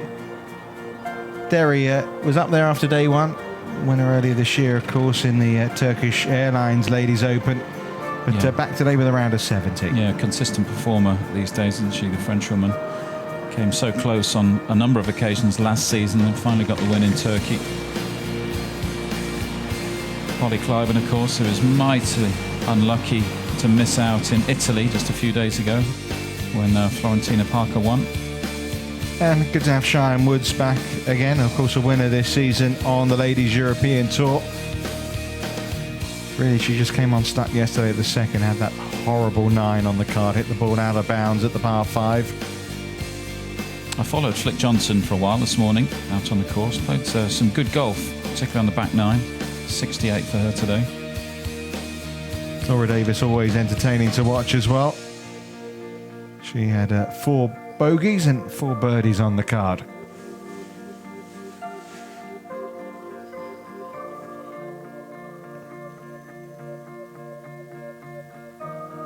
A very good first performance on the Ladies European Tour from Annabelle Dimmock. And a former winner down there at the bottom of that graphic. Lydia Hall, just in its 3rd year this tournament. It was the British Masters, wasn't it, when she won it? And I think it's looking like we'll have a new champion, isn't it, with Carrie Webb, 11 shots or so off the lead.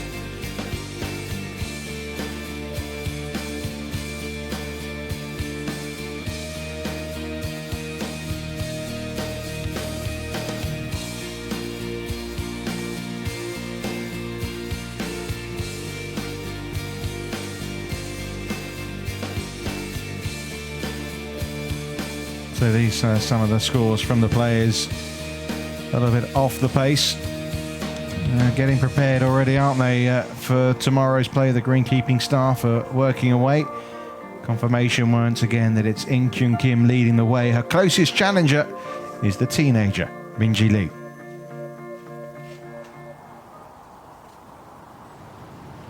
And, well, she's some talent, isn't she? Excellent performance for Lee. 2 birdies on the front 9, and that little chip shot at the 10th set her up for a 3rd birdie of the day. This was probably her best shot of the day.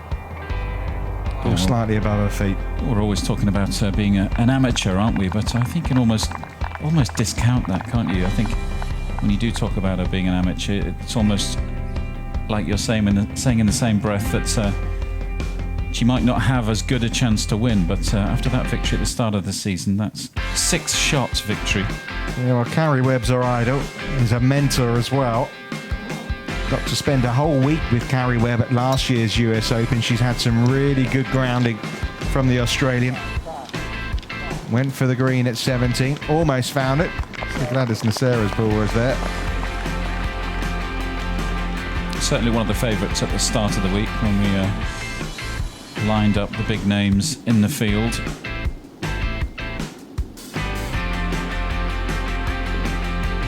The eagle putt didn't really threaten. Player will have a special exemption into next week's Women's British Open. Top 5 at the Ladies World Championship at Mission Hills. And right up there again.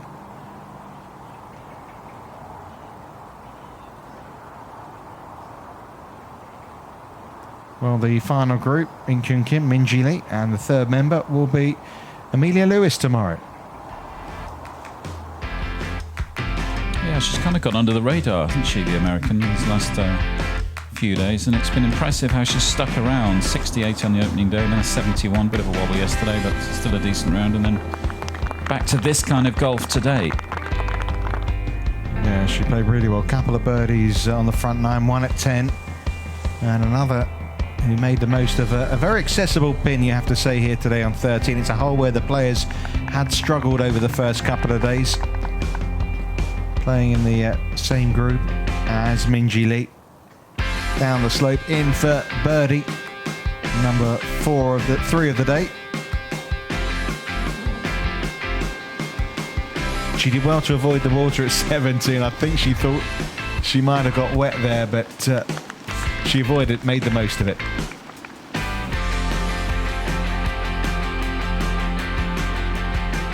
Good putt on 17 too.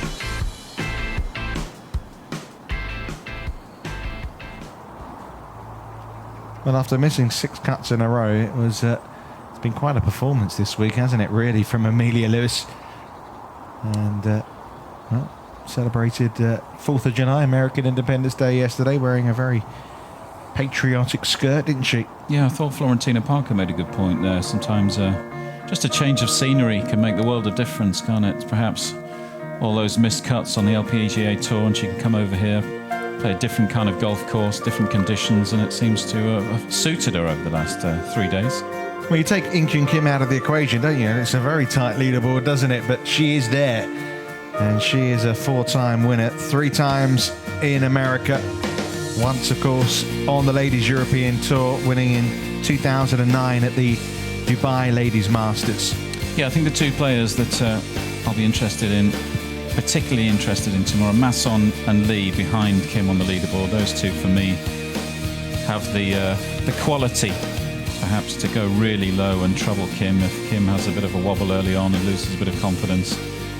But if anyone's going to catch her, they've got to start quickly tomorrow, and that's going to be the key. Yeah, they are. There's another quality player in terms of an 8-time winner on that top 10 as well, and that, of course, is Leanne Pace.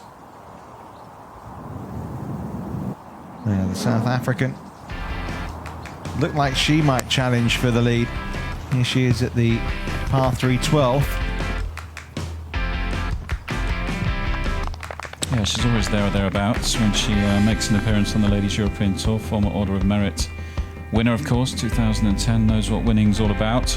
That full of birdies at 4 and 7, so she was 3 under for the day, playing in the group along with Amelia Lewis and In Kyung Kim.